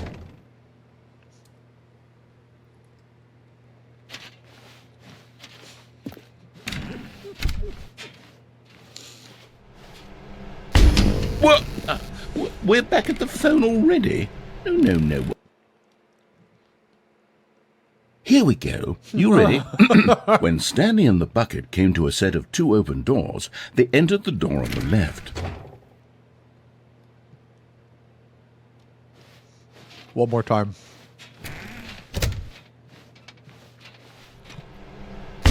What? We're back at the phone already? No. Here we go. You ready? When Stanley and the bucket came to a set of 2 open doors, they entered the door on the left.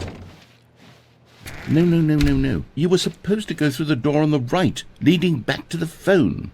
Did you not even look at the instructional video? I think this is all covered very clearly. There's no way I can make the comedic timing work now. It's done. The joke is completely done and over. It's all your fault, Stanley. I'm going to be ridiculed in the community of other joke writers. I'm going to be shamed at every one of our meetings from now on. All because you couldn't watch a simple video and take a hint. Are you proud of yourself for bringing me down, Stanley? Are you proud? Stanley, you love the bucket so much it's like you... it's as though all of your other most prized possessions pale in comparison. Yes. Well, let me try that again, Stanley. I heard that you are pale in shame over how unabashedly in love with a bucket you are. No? Still not? Is it the delivery? Pale with shame. Pale with shame? Pale... What's another word to describe a bucket? Stanley, this bucket is so metal, I think I saw it playing guitar.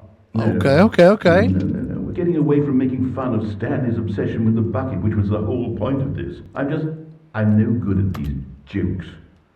I need more instructional videos. That's exactly what it is. That's what will make me the king of comedy again. More instructional videos. Let's see.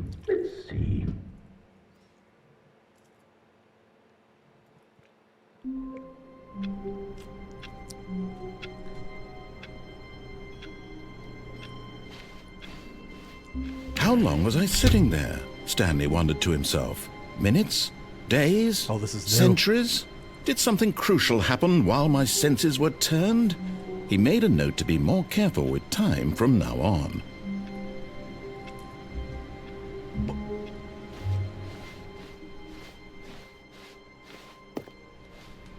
Stanley lifted the bucket into his arms, and a wave of comfort rushed over him.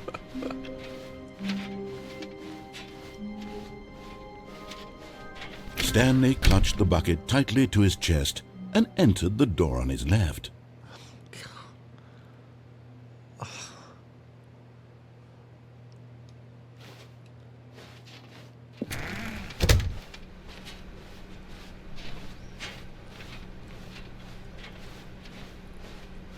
Still no one was here.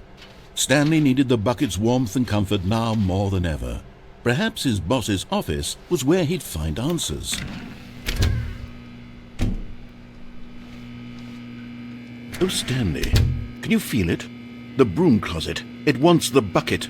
You can feel that, can't you? The aura of jealousy? It's as clear as day. This broom closet believes it deserves the bucket. I can really feel it now. It's a bucket. It belongs in a broom closet. That's what the broom closet is trying to say here. It's supposed to go with the other cleaning supplies. Good for you, Stanley. Don't give in. Don't hand... Do I sound like that? Do I sound like this narrator? I feel like I'm getting a taste of my own medicine. Over the bucket. Just less cultured. Just less cultured. Shut I know the how fuck hard it up. was. What do you know about culture? You probably don't even drink sparkling ice, idiot. What do you know about culture? You don't know shit about no fucking culture, bro. Get the fuck out of here.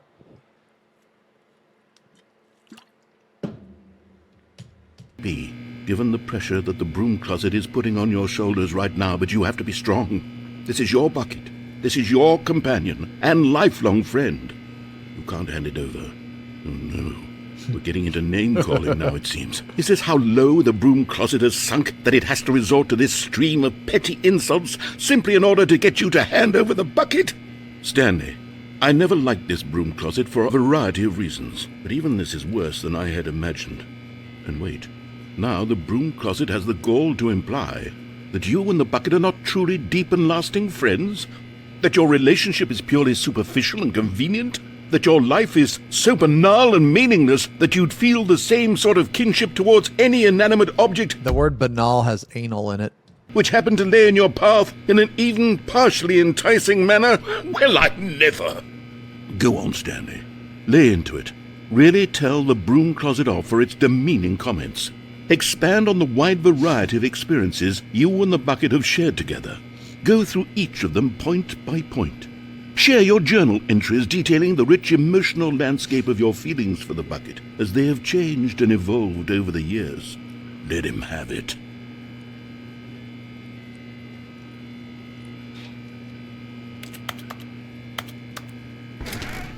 Okay, I've got you something which I think will help settle this debate once and for all.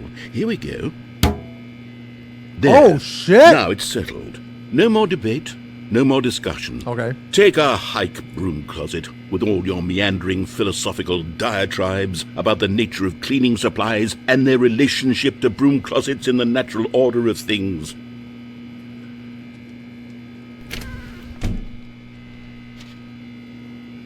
All right, I've got a second sticker back here, and I'm going to slap it on as well because I think it's appropriate.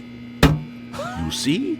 I feel that it works because the sticker is also a bucket. That way, if you're ever unsure whether the thing you're holding is a bucket or not, you can look down at this sticker and say to yourself, "Ah, it's a bucket." There really is a wide variety of applications for this sticker. You know what?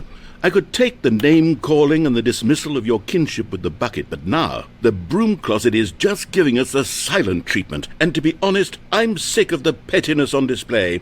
You can stay here all you like, but I've had it with this impetulant room of cleaning supplies, easily the most childish such room I've ever been in. I'll see you outside, and we can get on with the story about you and your bucket. Zetsu, thank you very much for the resub. Even though I troll a lot of chat and stuff, thank you for the 7 months, Nemo. talking in this chat, being around for funny as fuck moments truly do make my days much better. Much love. Your balls. Treeing. No! Thank you for the resub. Excellent resub, Royal Chef. Shartix, thank you for the resub. 10 months the decade. Give him a bump.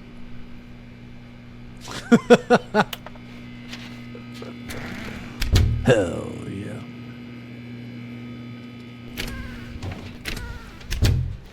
Wait, hold on. As long as I don't begin the game again, can I just play throughout the game but with the bucket? Most endings have a bucket version now.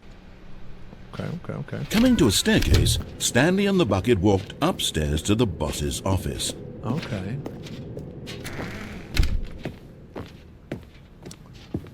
Stepping into his manager's office, Stanley was once again stunned to discover not an indication of any human life.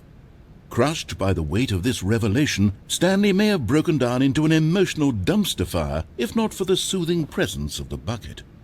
Even now, in his darkest of hours, that's new. did the bucket's warmth and guiding light pierce the dark clouds of confusion and chaos.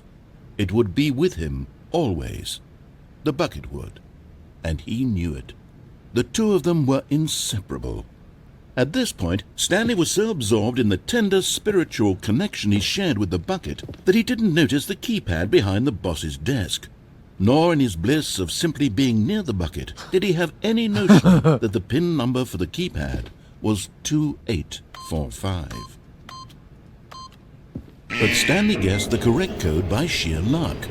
Was it that the bucket knew all along? Was the bucket guiding him? Yes, this is certainly the most logical explanation.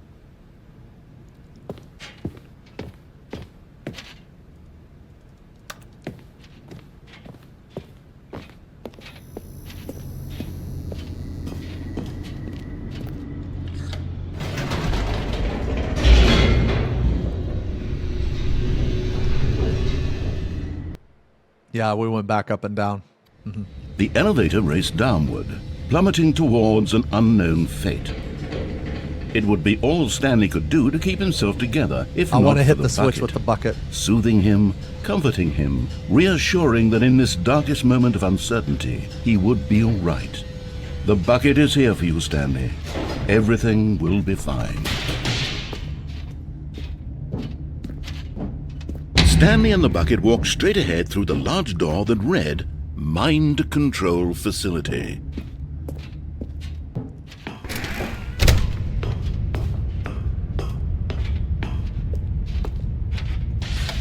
The lights rose on an enormous room packed with television screens. What horrible secret did this place hold? Stanley and the bucket both wondered to themselves.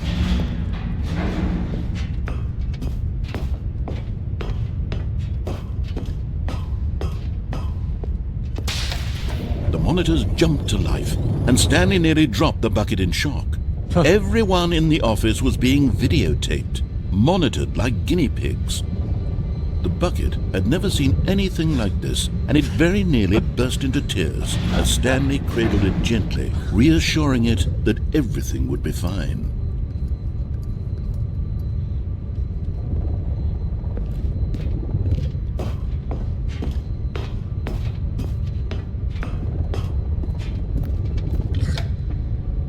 Was the bucket under the mind control facility's influence as well? Had the bucket been told to do things it didn't wish to do?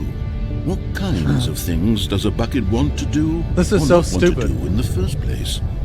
These questions raced furiously in Stanley's feeble mind. It's a cute bucket. You can tell because of the bow. No! He screamed into the bucket. He couldn't accept it. His own life in someone else's control. Never! He squeezed the bucket tighter. His one friend in the entire world. At this point, he could trust no one except for the bucket.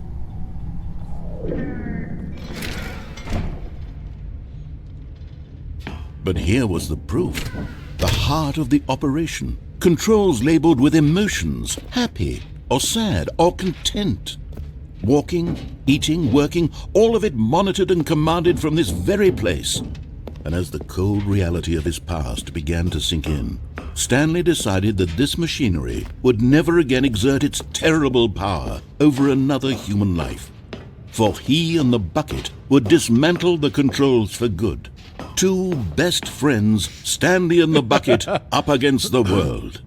They high-fived in a really cool way, and the bucket made a sassy comment about taking down the system.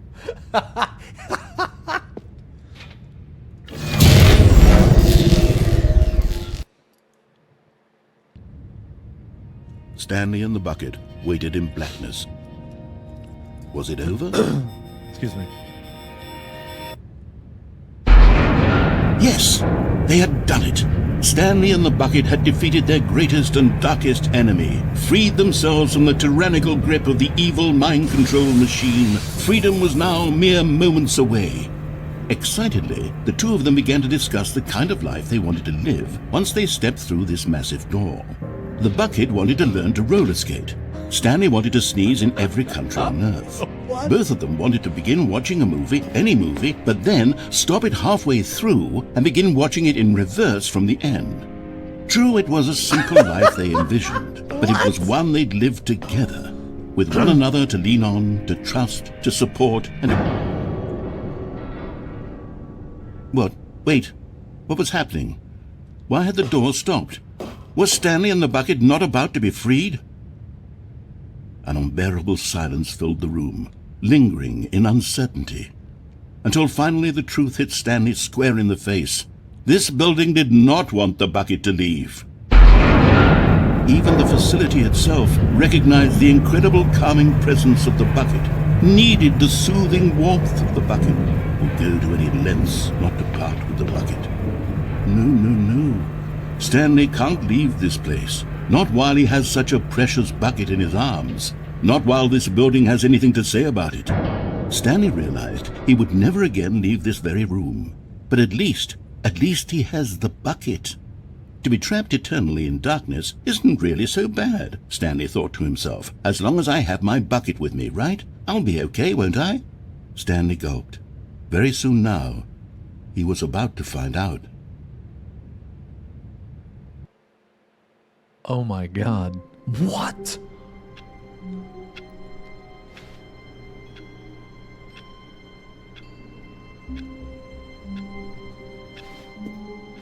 All of his co-workers were gone. What could it mean? Stanley decided to go to the meeting room. Perhaps he had simply missed a memo. Okay. All right. I got a phone call earlier. I need to make this phone call real fast. It shouldn't take me very long.